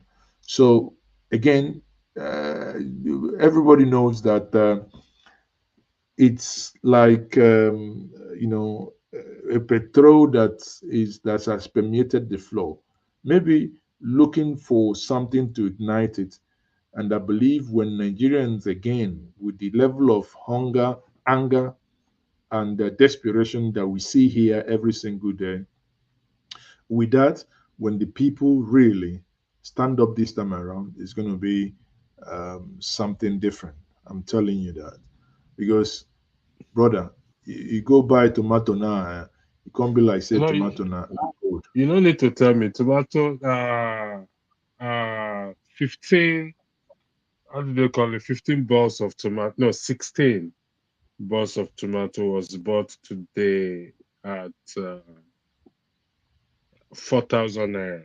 I mean, I got the picture today. This is not something I'm saying out of. It's something I send money to buy. So tomatoes. But you know, having said that, what I encourage the people to do, please, even if we live in a flat, we can make use of our balconies. We can make use of the ground floors where we have sun. You know, to grow, to do grow farming. stuff to grow stuff in sacks, because obviously we have seen that we may no longer just depend on those farmers up north bringing this for us because of the insecurity, and the insecurity is going to get worse. 2 days ago, I believe that was Daily Independent in the United Kingdom, published an article that there are some jihads that move from Benin and they are in northwest Nigeria. Now, you can imagine when these people that have moved in their numbers, when they eventually settle, the kind of carnage that they will be causing, predominantly to the farming But communities and to the farmers. So this is not stopping today. But our pepper, our tomato, I don't know, I think yam is slightly, this is June now, is slightly late to plant yam. But you can do vegetable, ugu, tomato, what have you. I mean, a bad, make we know for die, I beg. Make we know for die. okay. Thank, thank you. Olumide, I don't know if you have any final word, Olumide anything is you at want to work say. now. It's Please at work. actually I know. it's at work. It's actually unprofessional and Olumide, if Namibia your manager, I go fire you because Olumide is a you boss of himself. You know, he's a boss of himself. know they can withdraw his pharmacy license on Why would they do being that? on the It's long. not. Only in your shito country, Mazi. It's not violating any. It's not violating any Only in law. your shito country can it happen. Not here. It's not violating any He's law. Olumide, he any only saying final that word? because you are the boss of yourself. If not, Yeah, if he's the another boss person of be your himself. boss, they won't fire you now. Definitely, he can't do that if he's working for someone. He knows that. Olumide, any final word from you, please? Well, I would just say Nigeria is a messed up country. So whatever is happening there, we're not surprised. Coming from a member of a House of Representative of that you represent the people. Can you imagine? And Olumide, I don't know Olumide, where in the world they Olumide, give people money to go and do constitutional Olumide, allowance. Olumide, when was the last time Olumide. you came? I've not been to Nigeria since 2010. Not Okay. that I far. left Just about. 2010 and I want to come, but things I see is not encouraging. No, Things Olumide, are it's not. you getting See, see, that's worse. the thing. Sorry, Olumide, do sorry. you know? Okay, go ahead. Do you know why I asked that? I can see, my brother, you are passionate about Nigeria. Nigeria can make your head really turn. But why I asked that with all due respect is that the way and manner you exaggerate the stuff clearly shows someone who has been away for a long time. And I see that a lot. Yes, Nigeria is not working, I tell you. But when you begin to visit Nigeria and frequent Nigeria, you, how do I make this? I say it this way. You begin to understand that Nigeria is Nigeria, America is America, UK is UK. The danger is whenever you begin to compare any of these entities, you begin to make, it begins to go off point. I tell you, I stayed in my village during the time we were going to court. At some point, no, after the pronouncement, between the months of September till January, I operated solely from my village. And many people were like, why are you not scared? Why this? Is your Anambra? They will come and kill you. They will this. I'm still alive. I'm still walking around, right? While things are bad, but if I say that now, some people will begin to attack me. They are not as bad as many people who haven't been home for long make it seem. That is my point. They are not as Let me bad as many people who haven't been here for long make it seem. But are things bad? Mazi, I Yes. disagree with you. hold on. Let me buttress. Let me buttress, or let me ask you. I'll buttress what Mazi said. You see, one thing we have to do is, I don't think we are, any one of us is under any illusion that there are challenges in Nigeria. We are not living under that. We know there are challenges in Nigeria. Yeah, extremely And challenging in Nigeria. I asked this question. I think I asked my father this question, one of his broadcasts. Because from where I'm sitting or standing in my mix of the people that push this narrative that Nigeria is bad, it's not a place to go, are majorly people in diaspora and And diasporans. they have not come home minimum That of have 5 not years. come up. Minimum Now, of 5 years. let me ask you a question. How many airlines, dock, I know, how many airline goes to Nigeria? Do you know? Sorry, How many airlines goes? I can't give you any specific number. Okay, let me give you like 4. British Airways, okay, Virgin Atlantic, Lufthansa, Air France, KLM, what was it? Qatar Airways, Mazi, help me. Qatar Airways, BA, okay, Virgin, Virgin, British Air Morocco, Airways, Air Air Egypt, Morocco. These Air airlines, Rwanda.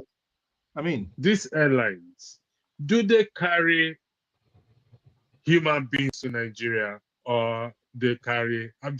Forgive me for the way I'm putting the question. Do they carry human beings to Nigeria or animals? So, It's a question, Lumine. Try and answer. Don't. of course, they carry human beings. And these human beings, they are mostly Nigerians. Would that be correct? Yes, yeah, you will be correct. Yes. And none of these airlines have ever pulled out of Nigeria to say, you know what, we're not going to Nigeria again. It's a bad country. We don't get passengers again. None of them has ever pulled out. So, It's a question, Olumide. Or it's a because question. they don't have any reason to though. Because they are making money. now, Because they don't. It's not. See, Pastor, hold on. My brother, hold on. Now, let me tell you, when I said that in this period of time that I was there, the only thing I did was, in that time, I bought Elon Musk internet, that's Starlink, so I could broadcast from my village, right? Because Airtel, MTN, whatever, they are just rubbish. I mean, you can, if you do data, if you do your speed test, sometimes you can even get less than 1 megabyte. Hold on, my brother. Mazi, can I ask you an electricity this question? Yes, please go ahead, brother. And then give me your answer. A civilized society or country, according to the Cambridge Dictionary, has a well-developed system of government, culture, but and way of Nigeria life. is not civilized now. Why they do like and that this? Nigeria is treats not the people civilized. who live there fairly. A fair justice system is the fundamental part. So, does Nigeria meet that criteria? No. Okay. Yes. No. Hold on. Nigeria I does can't not. leave. I'm sorry. I cannot leave. I cannot No, come hold back. on now. It doesn't meet that Hold on criteria. now. You cannot come. Okay. Nigeria, if you talk about well-developed country, Nigeria does not meet that civilized country threshold, right? However, now place where our placenta then bury am. You lived in Nigeria to just mere 2010. Suddenly, you come out.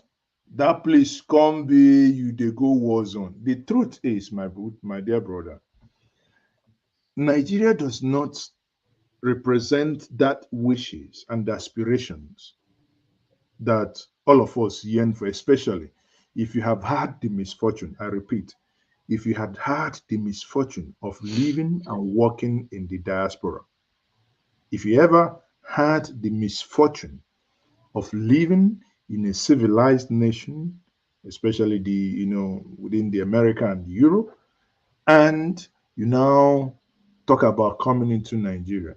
But the reality is, I said so before, maybe you didn't pay attention, I repeat that again.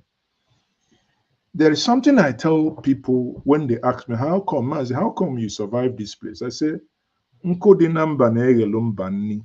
That's an Igbo adage. The wood in a community is the firewood they use in cooking.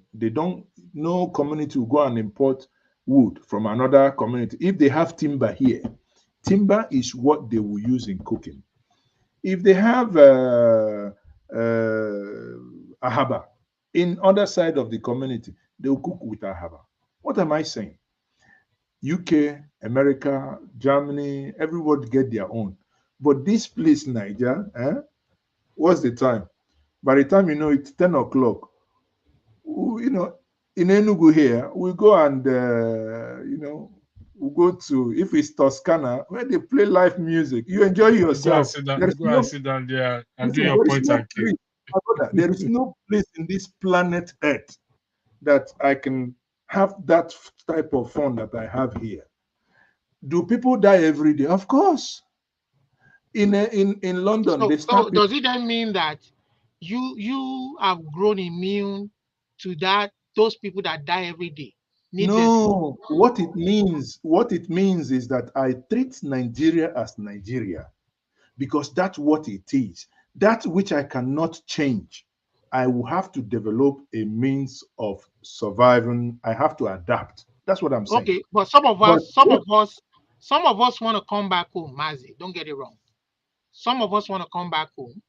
Nobody is preventing you. You read a lot of newspaper reports. But we are saying that society that we want to come back to does not have that minimum level to allow us to try. Now be saying your beard go gray hair rich, go come back, because it's not getting to that Mazi, level. And I'm saying that if this has to happen by force, by fire someday, it will happen. From New York or from where? Don't worry. Let me tell you. Let me give you another example. We had an election. Hold on. We had an election. The election went the way it went. We knew what happened. I personally, I was a media accreditation. I was accredited. My media company was accredited. We were in the place INEC was to, and in the is it ICC again in Abuja, where the result was to be announced. We were told we should go home and come back by 7. Everybody packed up their camera. Myself and my staff, we all left. Only to, in my hotel room, to go and wee 4 something. Just go enter toilet, finish, because I dozed off watching Arise News. Reading the Arise News again. A president has been declared. My only thing going on in my mind was, why would they tell us to go home? And they declared when we have left. Why? Now, for close to 2 months, we were in the streets of Abuja protesting. So when you talk about that, you cannot protest from New York, my brother. And at the end of the whole protest, what happened? What I'm saying is, I'm not saying, please, nobody should get me wrong. I'm not saying that Nigeria is the best, that Nigeria is working. Nigeria is not working. Nigeria knows Nigeria that, my brother, I use public transport, enter Sienna, they go where they go. I drive myself, depending on what my spirit tells me. Mazi, are you going to drive yourself? Are you going to enter public transport? I have a power bike that I use too. If he reaches, he go reach. Mazi go enter in power bike. Waka, where going, where they go. Why am I telling you all this? My brother, you see, whenever I hear and I interact with a brother or a sister who is so saying, oh, everything is like every one of us here is already dead. The only thing I ask, and you have confirmed that once more, is when was the last time you visited Nigeria? And whenever I ask this question, Mazi, hold on. Whenever I ask, whenever I ask this question, whenever I ask this question, those that it has become a reoccurring decimal that someone will now tell me, oh, I have not been to Nigeria in the last 4 or 5 years. I will say, no wonder. You are too afraid to come because you have been away for long. And a lot of not just that, Mazi, not just that. Let me tell you something too. Not just that. I want to come. If I come and my kind of person is, if I come and I act the way I'm acting now, that country, that society will kill me. What? How are you acting now? I have evidence that that they will kill me because me, I want my society to be better. And if someone like me comes, number one, look at the way they've treated Showore. Number two, look at the way they've treated Fisayo Shoyombo. Look at the way they've treated David Undeyi in this part of our world. You understand? When people speak against those in authority, they don't come after your life. They don't treat you unjustly. And when I see my fellow human being being treated unjustly, and I speak out, someone like me, I'll be forced to speak out. Where is Edward Snowden? Where is Julian Assange? So that's a different thing entirely. No, it's Edward not. Snowden stole. Listen, Edward Snowden stole. Sometimes we make the. In as much as I do not like the way Edward Snowden stole, but sometimes we make this as if even that's so sanctimonious that even Europe is so sanctimonious. No, they are not. Listen, Edward Snowden stole government papers. He stole government documents. He didn't hide it. You understand? He didn't hide the fact that he stole them. They come make I take you around. Come make you bruise more. And even if his country, even if America caught him, they will give him justice, not the way Nigeria will give you justice. You understand?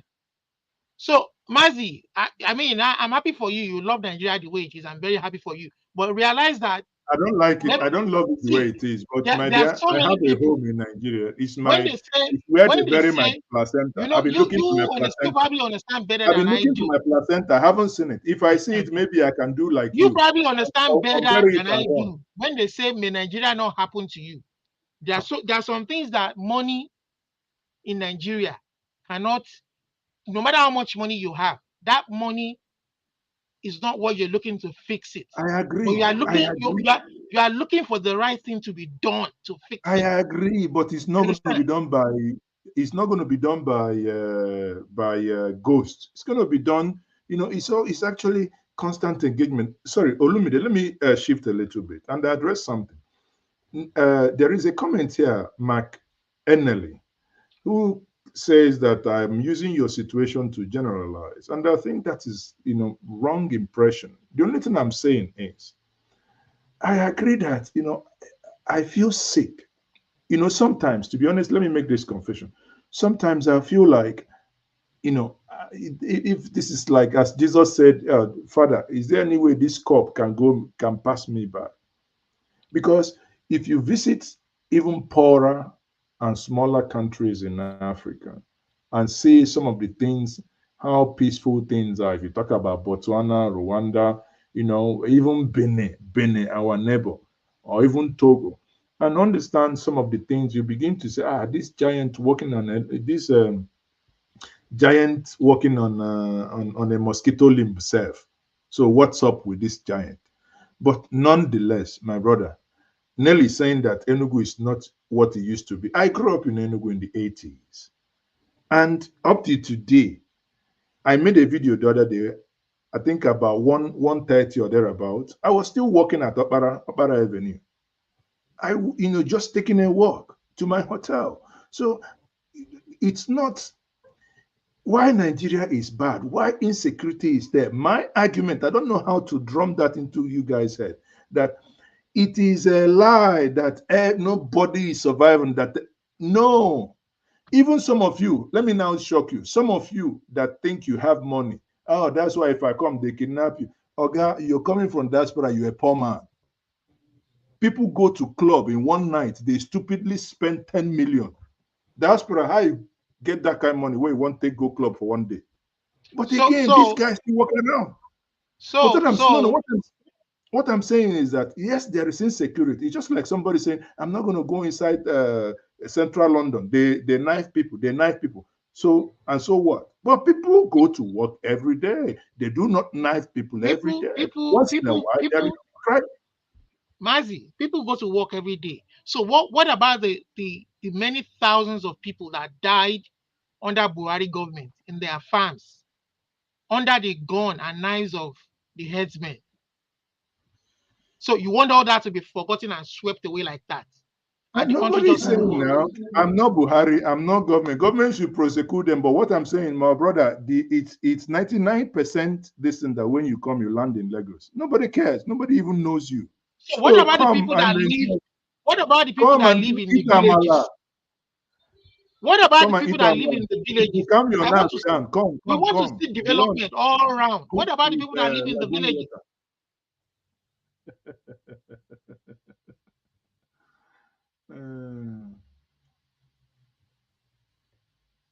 Mazi, we can't hear you.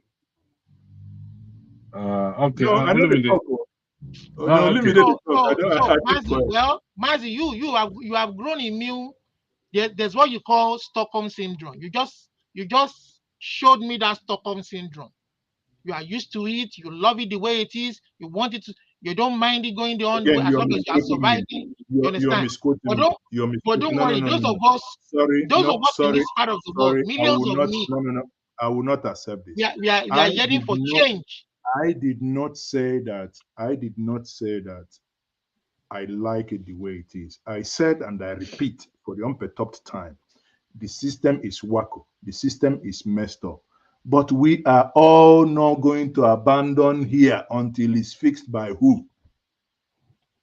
We will keep touching base. We will keep touching base. We will come as much as we can. We will stay as much as we stay. What I will never do is to run away and wait until the day it is finished, or until the day that is broken down, then I will come.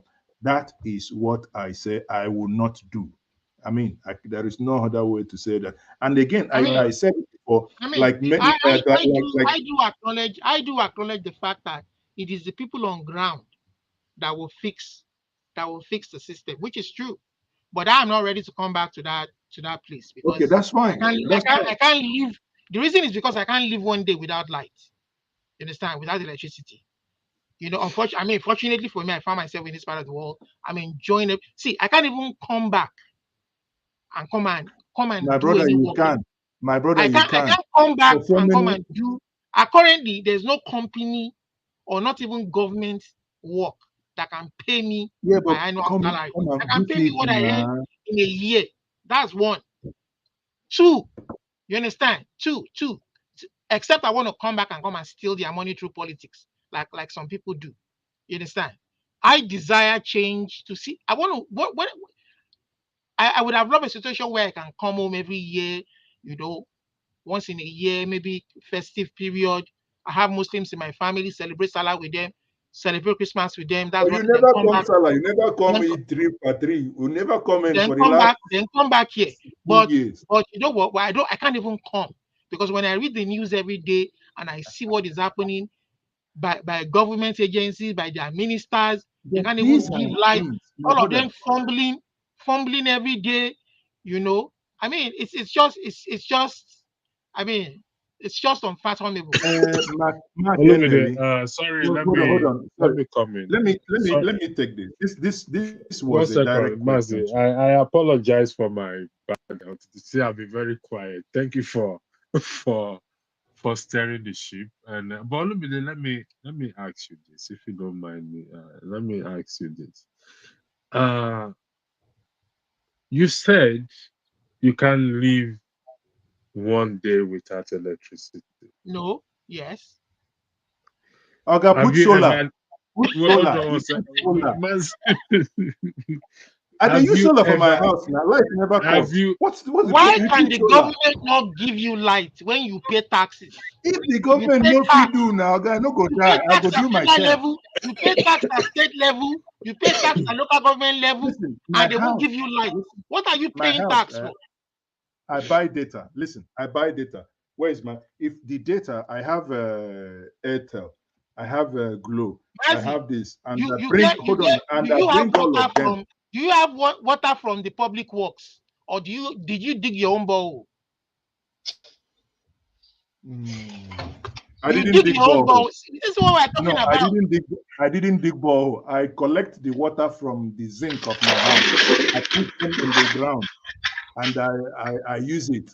I don't. My area don't. We can't do borehole. So where do you listen, get water from? My ancestor, I said, rainwater is what I use. My ancestors survived 200 years ago. Then today, because of electricity, I will no longer survive. I'll forget. But if you are paying taxes, why can the government, since 1999, democracy, why can't I am as angry water? as you. I am as angry as you that we pay taxes, everything goes to naught. I am as angry as you are. But what our only area of divergence is, you want to stay in America until we fix it. And I said, don't worry, we will be here and we'll fix it. That is our only area of divergence. When I started, it, you come. Do you know? Sorry do you know that Olumide, there's nothing wrong, Mazi? Olumide, 1 second. 1 second. When I started this broadcast, just to buttress what Mazi is saying, when most Nigerians left, we left with the hope or with the mind that when Nigeria gets better, we will return. But you know they get better. But I say, not if a prophet had told me that, Andrew, you were sitting down here one day talking about Nigeria, I'll tell the prophet, it's a lie. You're lying. But Olumide, we are all here because of the concern, whether we agree with each other or not. Because of if you don't have concern for Nigeria, regardless of your position, you won't be here. You will not be here. You won't be here. Let's admit that, regardless of whether anybody agree or disagree. You know how much you pump in the Nigeria. I do agree. I want the country to grow. But you also recognize how much you pumped in the last election. Why did you do it? Do you know what the last election cost many of us? 2 years of living whatever you were doing, get focused on this. Yet, are we now going to, because the election didn't turn around the way many Nigerians want, we have to run? Then we'll have to run. No, I told you when after the announcement, I moved out of Abuja. I went to Anambra State. I moved my operational headquarters from Abuja, moved to Anambra State. You know what that meant for me? For the first time in my adult life, for over 30 years, I had to stay in my house for complete 4 months, day in, day night. Whether they shoot people here, they kidnap you here. Listen, waiting now. I'm a freeborn. I don't know if it's just because, I read from the news that they keep it, then I go run, come out. What I'm saying in essence is, I'm not saying that Nigeria is heaven, but what I'm saying is that we cannot all run away without touching base. I'm only asking and begging you, Oga, if you did touch base small, you go to take some of the things published online with a pinch of salt. You are now talking about people killed in their farms. People killed in their farms, sad. But are they going to come back to life because you ran away? Or are they going to come back because Mazezoke has decided to spend some time here? And someone in the comment section saying, oh, those running 2 families is not going to be easy. You think I'm running how many families? My kids are not here. Sorry, Mazi. Let me give Chim. Hold on, Olumide, hold on. There's Augustine, there's Chim. Chim wants to quickly say something. He wants to run away. So, Chim, the floor is yours. Thank you, Andrew. Can you guys hear me? Loud and clear. We can hear you loud and clear. Okay, I'm trying to keep my voice low. I'm still in the office. I don't want to call attention to myself. Anyway, I haven't listened for too long, but I just saw the topic, and then I heard a few things that Mazi said. Um, I understand where Olumide is coming from. Perhaps sometimes the way he puts across some of those things may sound a bit, and this is no attack on you, Olumide. It may sound illogical, but the truth about the matter is, sometimes when we talk about love for Nigeria, uh, I don't think the right word is to say people ran away. People did not run away. People went to take care of themselves because your politicians and your presidents are taking care of themselves. And if you have no access to the middle class, has been wiped out in Nigeria. It's difficult to be able to do a decent job and be honest in the country without greasing your palm. There are people who can't afford to give bribes of any sort, and if they're fortunate to find a way to go elsewhere to do a decent job and live a life. I ran 2 generators when I lived in Nigeria. I had a little, I passed my neighbor. Then I had a big one, which my landlord kept complaining because of the size. I had to keep it in my veranda. If I don't put it in my veranda and I put it downstairs, somebody will come and steal it or remove the butt, and leave me with a carcass. So for someone to be talking about that you run what is it called? Whatever alternative to a central powering system is a bit, honestly, Maz, for goodness sake, because you can afford it, that's not right. There's nowhere anywhere in the world I've been to, and I'm well traveled. Honestly, I am. I've lived in some parts of Africa. I don't want to start dropping names, because sometimes when you do these things, people begin to misconstrue you and think you just want to pander and talk about where you've been to. I have lived in some smaller African nations, and nobody was running any generator. The power system may not be perfect, but you see there's a science behind them admitting that their power structure is weak. They are working to improve on it. And, South Africans do load shedding. They do load shedding, but guess what they do? During the daytime, they make sure that power system is moved towards the industrial base, and a few houses in the private areas have light. And then in the evening, when everybody is heading home, they reduce the power they give those other people and move the power base towards the residential areas. But we've destroyed it totally, and that's very unfair. It's totally unfair, and I, so if you can afford it, there are people who can't afford it, and you need to give them the benefit of the doubt. If those people begin to look for alternative means to survive, then it shouldn't be called running away. They're not running anywhere. They're trying to take care of themselves, because some of those elites you're talking about are really taking care of themselves. So I think you can't. sorry. Hold on. No. Hold on. No. Wait. No. When I finish, then you can say what you want to say. Please don't be offended, sir. Don't be offended. Let me just put my thoughts across because I'm at work and I want to really run. Now, the other thing I want to address is this: we have our elites, very insensitive people. I mean, I was reading a chat earlier today where the people who lead us as National Assembly, we don't know how much they officially earn. That's why they intentionally keep it that way. So that when you accuse them of earning this whole huge amount of money, they'll come and tell you it's not true, which is right. Yes, it's not true. But they go home with those amount of money we're accusing them of illegally, because they intentionally have designed it that way. They take their official amount and then they take all this bogus amount of money around them and run off, go take care of themselves. If they have mosquito on their bum, they can run to Maryland in the US and go and treat it. But somebody of Olumide's stature in Nigeria can't afford to do that unless a person manages to get a visa and leave the country to go and live the way Olumide is living. Do you think those people will, when you're telling them this thing, you're telling them, do you think they will be even listening to you? If they look at you and say, one of these people that government is giving money is coming on air to come and talk to them about how they have run away. That's the way you will appear. Unfortunately, you don't know. When they see, they say, what's this man talking about? People are trying to take care of themselves. We all love that country. Yes, like I admit. Unfortunately, we have an elite class that just seems to be making it impossible. I end by saying, we're talking about the economy not being good, and then National Assembly is voting that amount of money to go and buy aircraft for the president and his vice. How do you explain those kinds of things? Unfortunately, Nigerians don't have the kind of liver that Kenyans have. Go and see what Kenyans are doing today. Go and see it. I'm watching it on CNN. They are going to make sure that president reverts back. But Nigerians, no, we don't do that. We don't do that. Rather, we'll look for a way to align with the oppressors. Or those of us like me and Olumide, if we're able to find this and run away, we run away like you have said, we run away. You know, so I think we need to look at these things. We talk a lot, which is good. I don't have anything against this talking we're doing.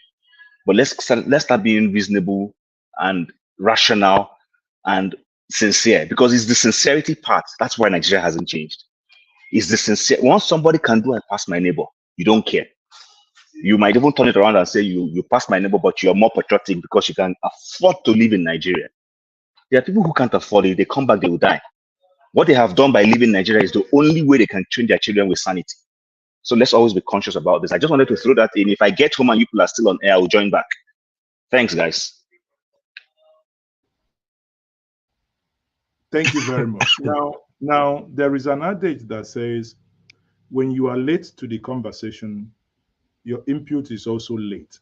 Because what you have ended up doing is summarizing what we said here before I asked Olumide a very simple question. Because Olumide, in his submission, said that Nigeria is this, Nigeria is dead, Nigeria is, is scam and all whatnot. And I asked him a very simple question. Because it appears there is a cliche in an undertone in what he was saying. When was the last time you came to Nigeria? He said 2010. And I said, no wonder. I never said that Nigeria works. I never said Nigeria is working.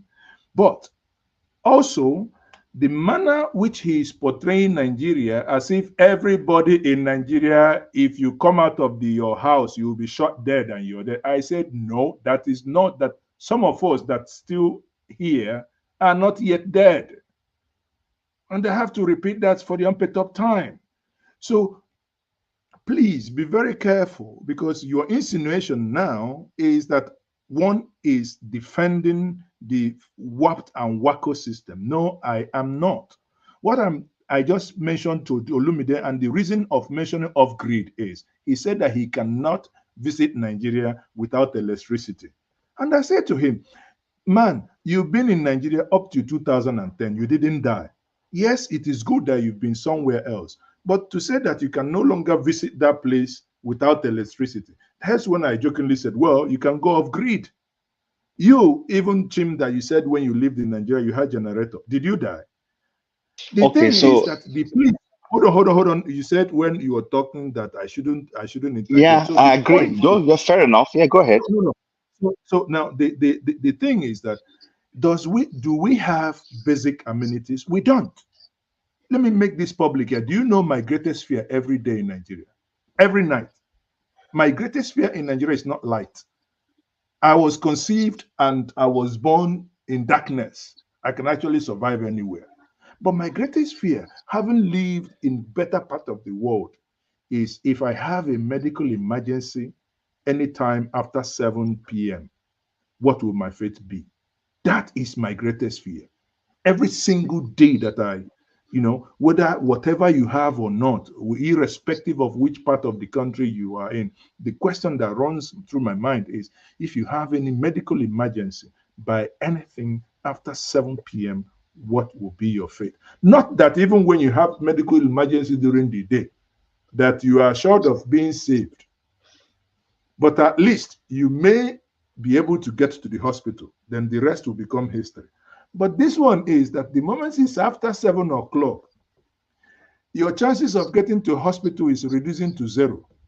Your chances of being attended to is less than 10. So it makes it almost impossible. And that comes back to the basic amenity.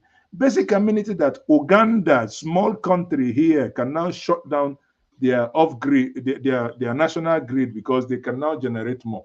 You mentioned South Africa. Of course, South Africa gives does load shedding. Look at Egypt here.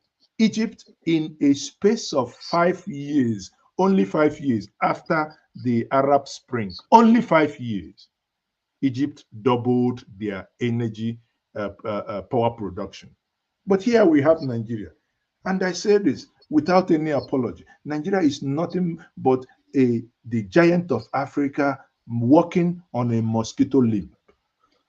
That is the only expression that I can. I am angry with the way things are working. But again, Mazi, say it. Don't be afraid. It's a shito. Oh, okay. So Mazi, sorry, Olumide, don't be offended. Mazi, number one, before I even respond, for the guy on the chat asking me if whether I'm at work and is not constituting, there's what they call downtime. We're about closing from work. Tim, don't worry into that. No. Don't worry, Andrew. Don't worry, Andrew. It's All right. okay.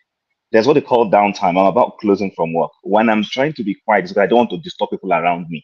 You can see I moved out of where I have more people to where I may be quiet. I went into the canteen actually to be able to speak. So for people who just come up, instead of focusing on the issue, you're busy talking about mundane nonsense. Those are the problems we have as a group of people. But anyway, so Mazi, you were born in darkness. Doesn't mean you should continue to live in darkness. The world is evolving. Things are changing. I lived in darkness. In fact, just before a week or two before I left the country, I bought a laptop, slept off in the sitting room, and somebody came through the window and stole it because of this electricity we're talking about. This electricity that we just talked. That's why I had to go back and go and replace that laptop and spend. I won't tell you how much it cost me, but that experience was harrowing. So the point we're trying to make is this: like somebody rightly posted, this smiling, suffering and smiling, and we keep making it look like I visited Nigeria in 2021. Nothing has changed. If at all, it was horrible.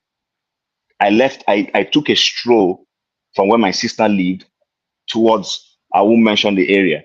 Intentionally, I wore shorts, wore slippers. I just didn't want to dress in any way that would attract attention to me. They were worried. I came back late. My phone was buzzing. Where did you go? Where did you go? So it is not actually correct that Nigeria is not safe. People are dying. That doesn't happen to you. Just give glory to God. Thank God that doesn't happen to you. And I don't want to be negative. I want to talk solution because we've been told not to talk negativity anymore. But the point remains, we must first of all admit where that rain started beating us, so that we can start asking ourselves whether we need raincoat or umbrella to solve it. But when we start making it look as if, oh, after all, people are here, after all, people are there and they are dying. And the people who are surviving are these people who have the capacity to inflate their salaries, and we don't know how much they are earning. But for genuine people who want to do decent jobs, it's a struggle. And we need to create a society where those people who are struggling don't need to struggle. I'm not interested in being a billionaire. I don't want to be Dangote. I don't have the head to carry the headache. All I want to do is do my decent job. If I create my own self-business, let it function. Let me sit in my house, in the comfort of my house, in the comfort of my laptop, apply for a government loan, get it, do the job, repay it without knowing the government office. That's what is applicable in other parts of the world. There are people who collect students' loan from the comfort of their rooms. They just sit down, go into the system, apply, provide all the documentation online, and they are told what day they will get their monies. They get it. And when it's time for them to pay, they start paying. They don't have to know any office. The problem with us is we have this way of excusing the things happening in Nigeria that are not right. We excuse it most of the time after all, people are there surviving. They are there surviving it, but they are surviving it in pain. That's the point we're making. So I am not here to attack you. I was late to the conversation. I'm not too little to admit that. But what I heard, the portion I heard, tickled me, and I needed to respond to that. So please, it's not a personal issue. All of us agree that the place is not working, right? Now, some of us will be their solution to that will be vacate, never ever look back. Some will be okay, well, vacate, look back, see what you can do. Some will be put a little feet in, little feet out. The last election, for instance, if so many Nigerians have turned their back on Nigeria, the momentum that was gathered in the last election wouldn't have happened, because the reason why the momentum gathered so much, or what we had so much momentum, was because we had a lot of Nigerians who reside and live and earn their living in the diaspora, who are eager to see a new place, a new home, and they invested in whatever they can to see that things change. Now, that things didn't change in that manner. Again, it's we don't need to give up. If you talk about the Kenyan thing, and before you even joined, I said it while I said to the Kenyans, kudos to what they do, but let us also not forget that Nigerians in 2012, in 2020, paid the young Nigerians at Leke paid a price, and we all watched it up to today. No one was punished for that. So not that the Nigerian youth are docile, they've really given their own part. They've really given their own part in trying to make that change. So my brother, now we have added another 30 minutes to the conversation. The only thing I'm Okay. Nigerian network has happened to Mazi Prince. Uh, uh, so, Mazi, we can't hear you again. Olumide, I was asking you. Hold on one Yeah, second. go I ahead. was asking you a question earlier. You said you cannot live without light in Nigeria No, in I'm a just day. giving you one of the many reasons why it's Oh difficult yeah, for me that's to what come back. I'm asking you a So it's question. one of the Have reasons. you, yeah, have you ever lived without a light before in Nigeria? Yeah, prior to leaving Nigeria, Okay. I've Uh, even lived months, 6 months, one I, year without light. okay. So this is my point. The point I'm trying to make at the end of the day is, uh, I go to Nigeria often, as you must know, and I've often come here to acknowledge the challenges we face back at home, and at the same time, I try to see positivity even in that situation, in that dark situation. But you see, let's be honest with ourselves. Uh, the Americans will come and fix Nigeria for us. The Canadians, the Britons, even the Ghanaians ain't coming to fix Nigeria for us. The closest country to us is, I think, is either Niger or Togo. We share border with Togo, we share border with Cameroon, we share border with Niger, if I'm correct. I think we share border with 3 or 4 countries.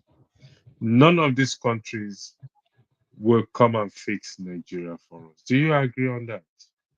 Oh, I agree that if the Okay. change is going to come, that the change we desire is going to The come, change will come from us. then it will So, come. It must be organic. It should be organic from Nigeria. I'm not even from Nigerians in diaspora. From home. If anybody in diaspora is wishing that change come, he even has to go back and make that change happen and be part of that change. I but applaud what people like you you um don't want to go back. me go back. You I, don't want to go be part of the I change. I don't have interest in going back the way things are right now. And But you want the change. You want people to go back, and I mean Nigerians at home and I people mean, to if go you if back you want to go back and and help effect the help change. with the change, I would encourage you. I would say, you know what, I support it, but I think my my life is here. For me, I've forgotten about home. The way it is right now, even if things get better tomorrow in Nigeria, if this things start developing rapidly and getting better, like I said, for me it's about my career. It's much more than just All home right. country. It's So, about my so, career. You so understand? what I you're think I saying is think I'm even if enjoying. Nigeria get better tomorrow, I'm enjoying the best of my career. The best I okay. can do is maybe to come back home and and and give back to people who are in my line of career to be better at what they do back home. That's the most I can. I mean, the least I can do. But Olumide, let me to come back home to come and play politics is not for me. I Olumide, speak the best I can also do Olumide. from outside here is to continue to speak to those who should make that change, to please make that change for good. That when you make Okay. that change, you are not just making that change for yourself and not for the other man, but for your family and for your unborn generation. Well, Olumide, But Olumide, won't you consider, if you're not speaking from a first-hand experience, won't you consider these excessive amplification that because what the only thing that dragged us here is that what I was trying to tell you was the appearance of excessive amplification that Nigeria is so terrible. That's all. That's the only thing that also So made. Hold on. Mazi, That also made the pastor to wedding. Now, and what you also have done by saying that, and I agree with you by saying that, why you will stay in America to work is one, your line of work and the amount you get paid, which that's right. tallies with what I was telling Pastor. Say the amount you make here, if you are genuine, you cannot go and work in Nigeria in the public sector and make even 10% of that. And because you have tested good life in America, why would you go and do it? That's when I propose. Many people I know is only they can only volunteer to go and work in the other side of the world when they are retired, when they know now, Olumide, you are finished paying your mortgage, your kids are finished university. So those liabilities that kept you in America are no longer there. Then that's when people will now go into public sector. Mazi, even when my kids grow up and I retire, I'm not coming back to, if that country remains the way it is, I'm not coming back because Nigeria cannot pay for my health care. Their system cannot take care of my health. You understand? You understand? So if I develop any medical condition today that I see some of my patients experience, you understand? I don't think Nigeria has the quality. They don't have that quality healthcare system to take care of me. I perfectly agree with you. But the only thing, why would I want to go back to that? For me, it's more than money. It's not just money. There's do you know that everyone, but do you know that everyone here is actually a diaspora like you? But the only thing Pastor was saying is in visits, because when you visit, you see things differently. You see things firsthand. I tell you this: if you ask any member of your family now, no, I'm not kidding you. If you take your phone now and ask 10 member of your family, tell them that you want to come to Nigeria in 2 weeks' time, at least 7 out of the 10 will tell you not to come. Waiting, if you come, this person will.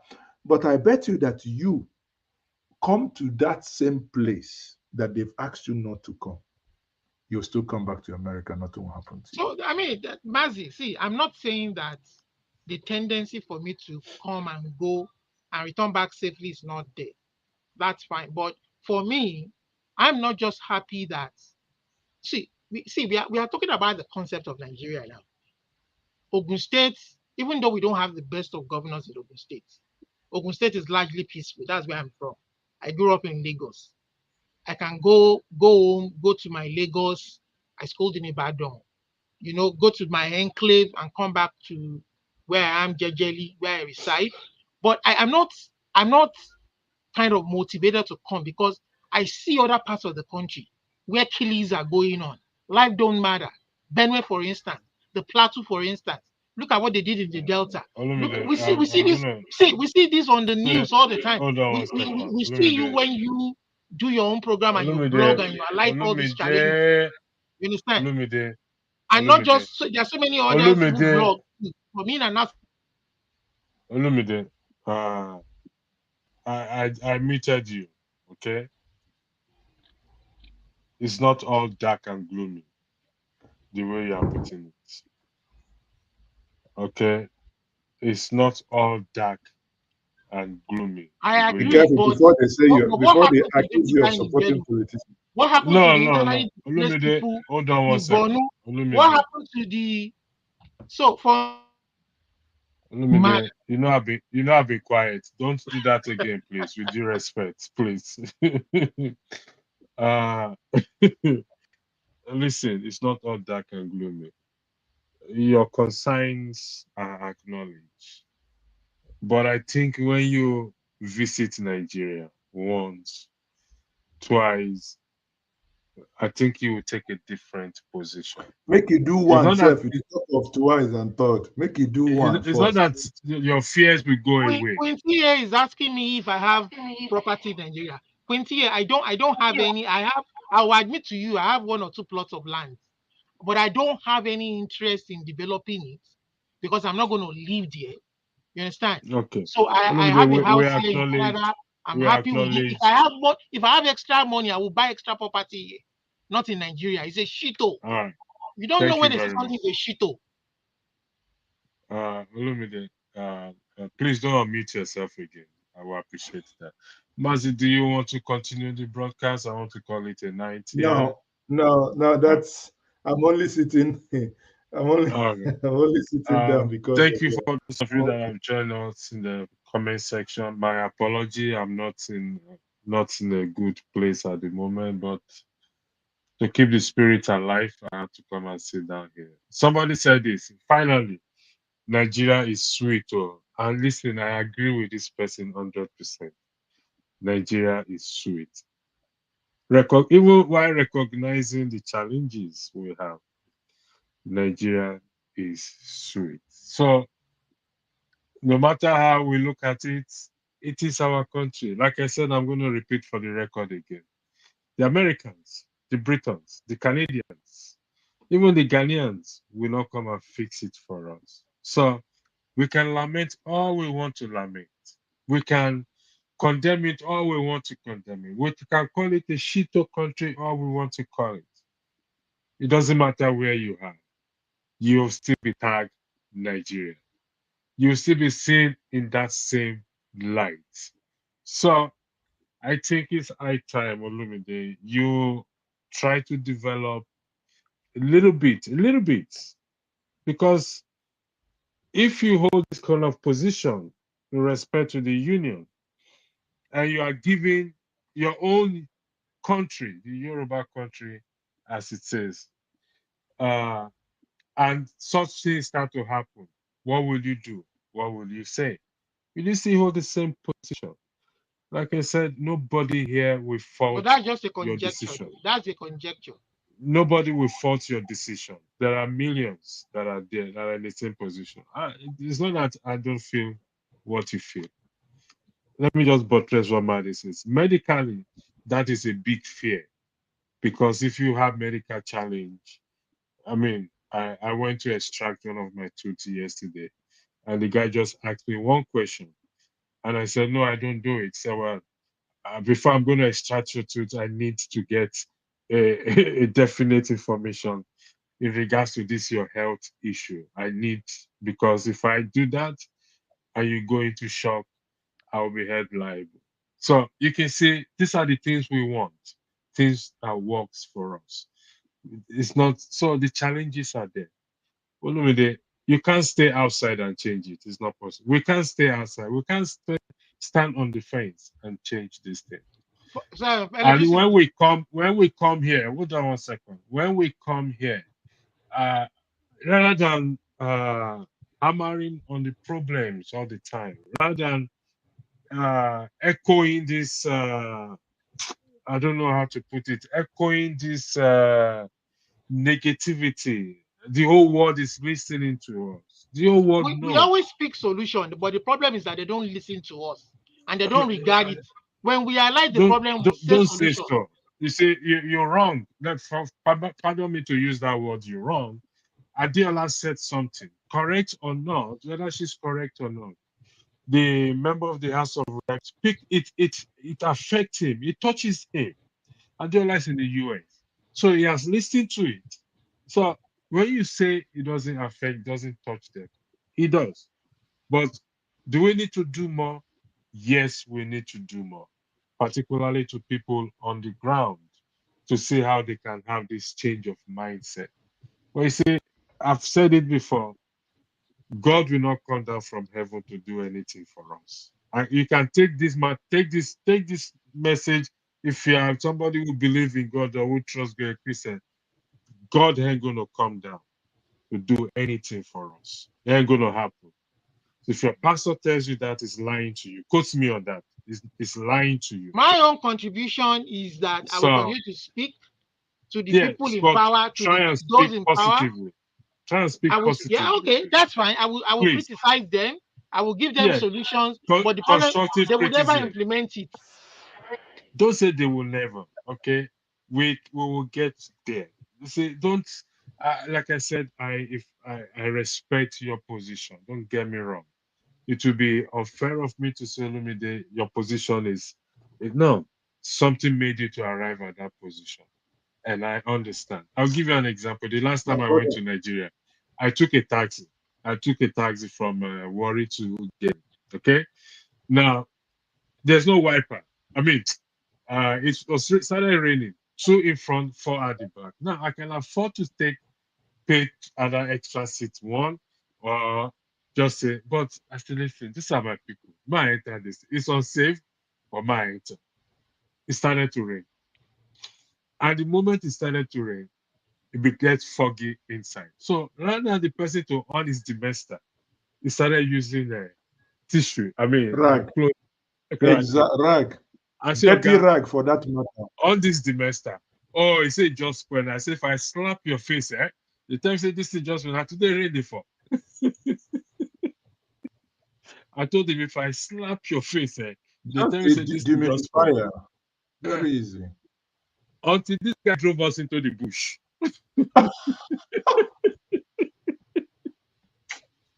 Jungle. And I said, Jungle. oh God, this is how I would have died. You know what?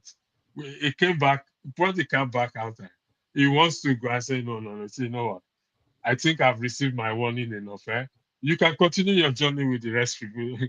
I decided to stop here. I will get a lift here. In the rain. Everybody decided to say they are not going to. So it gave some people some money back. I wasn't really bothered. You see, In such situations, just look for a hotel and so you see, forget tomorrow you I continue. recognize this situation. You can't drive a car without your demester not work. It will fail MOT of NCT. You see, that alone can discourage me and say, you know what, I will never ever come to Nigeria again. But Lumide, I can assure you, if I get the money today and I have the chance to go tomorrow, I'm booking my ticket straight back to Nigeria. So because you never find your placenta, you never still find your. That's why you didn't go. So Olumide nobody's don't forcing collect you, placenta. but maintain a person. Mr. Augustine, before we close, I'll let you speak, please. I know you go in and out. So the floor is yours, then I will close the broadcast after that. Thank you very much.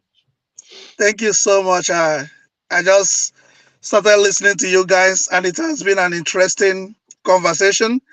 I mean, sometimes it's good you have just few people, and some views can easily be changed here. I know Olumide has heard a lot this evening. And thank you, Maz. Thank you, Andrew. To be candid with you, if you don't go to Nigeria often, the battle might not be the same for you. There are some of us who are overseas today that thought that we were comfortable dealing with so many. I, for one, I was very close with so many politicians while I was in Nigeria. Very close and comfortable with them. But when I came over here and I saw how things are done differently, I was like, no, we need to make these guys to change things. We need to help these guys to let them know that we are the only ones. I mean, there was something Dangote said. It is only Africans that will develop Africa.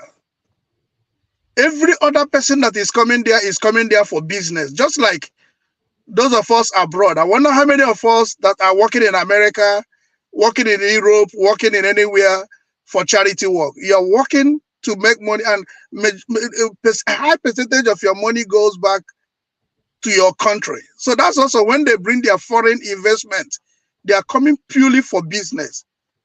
And we are the only ones that can help our country. So when we speak ill of our country, we're only speaking ill to get the energy to get this right, and not just, if you give up on Nigeria, there's no need of coming on to talk.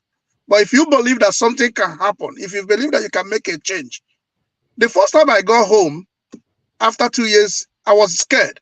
But just like you said, Andrew, I had to come out one day hey guy, let's take a walk around this community. We moved around. I came to the junction. I saw where they're frying akara. I bought akara. I ate with people around. I started walking around. I became accustomed with it. So now if I go home, it's just like, I feel free. If anything happen, it will happen anywhere. If there's nowhere is safe, nowhere in the world is safe, but there are places you have potential safety, but nowhere is safe anywhere. When you're driving on the highway here, you don't know someone that is trying to commit suicide. Get a hold of you, you're dying with the person. I have a patient in the hospital, was driving with a friend, and after the accident, he realized that his friend was on his way to commit suicide because he has lost every member of his family. The wife just died, and he has been speaking to him in a way, in suicidal ideation conversations, but he didn't pick it until after the accident. So we should do our best. If Nigeria is the best place you can live, no matter how you see it, Nigeria is a country where you can freely feel free, just that we have rotten system. But I like the way it's going now. You see, everything is going gaga. Look at the judiciary. Look at everywhere. And just let's give it next 1 year, see what will happen to that country. Everywhere. Look at the 3 biggest cities. Only Lagos is the 3 biggest states are just in shambles. Sometimes you begin to ask yourself what's going on. Look at the judiciary, look at the National Assembly, look at the executive. So as we speak, let us also know that it is our responsibility to fix the country. Thank you very much. Thank you, gentlemen. Again, I apologize for my cough and everything. I will leave Mazi, Olumide, thank you. Augustine, Chim that were here, thank you. Those of you in the comment section, thank you very much. I hope to see you soon again. Have a lovely evening and a lovely weekend. Thank you.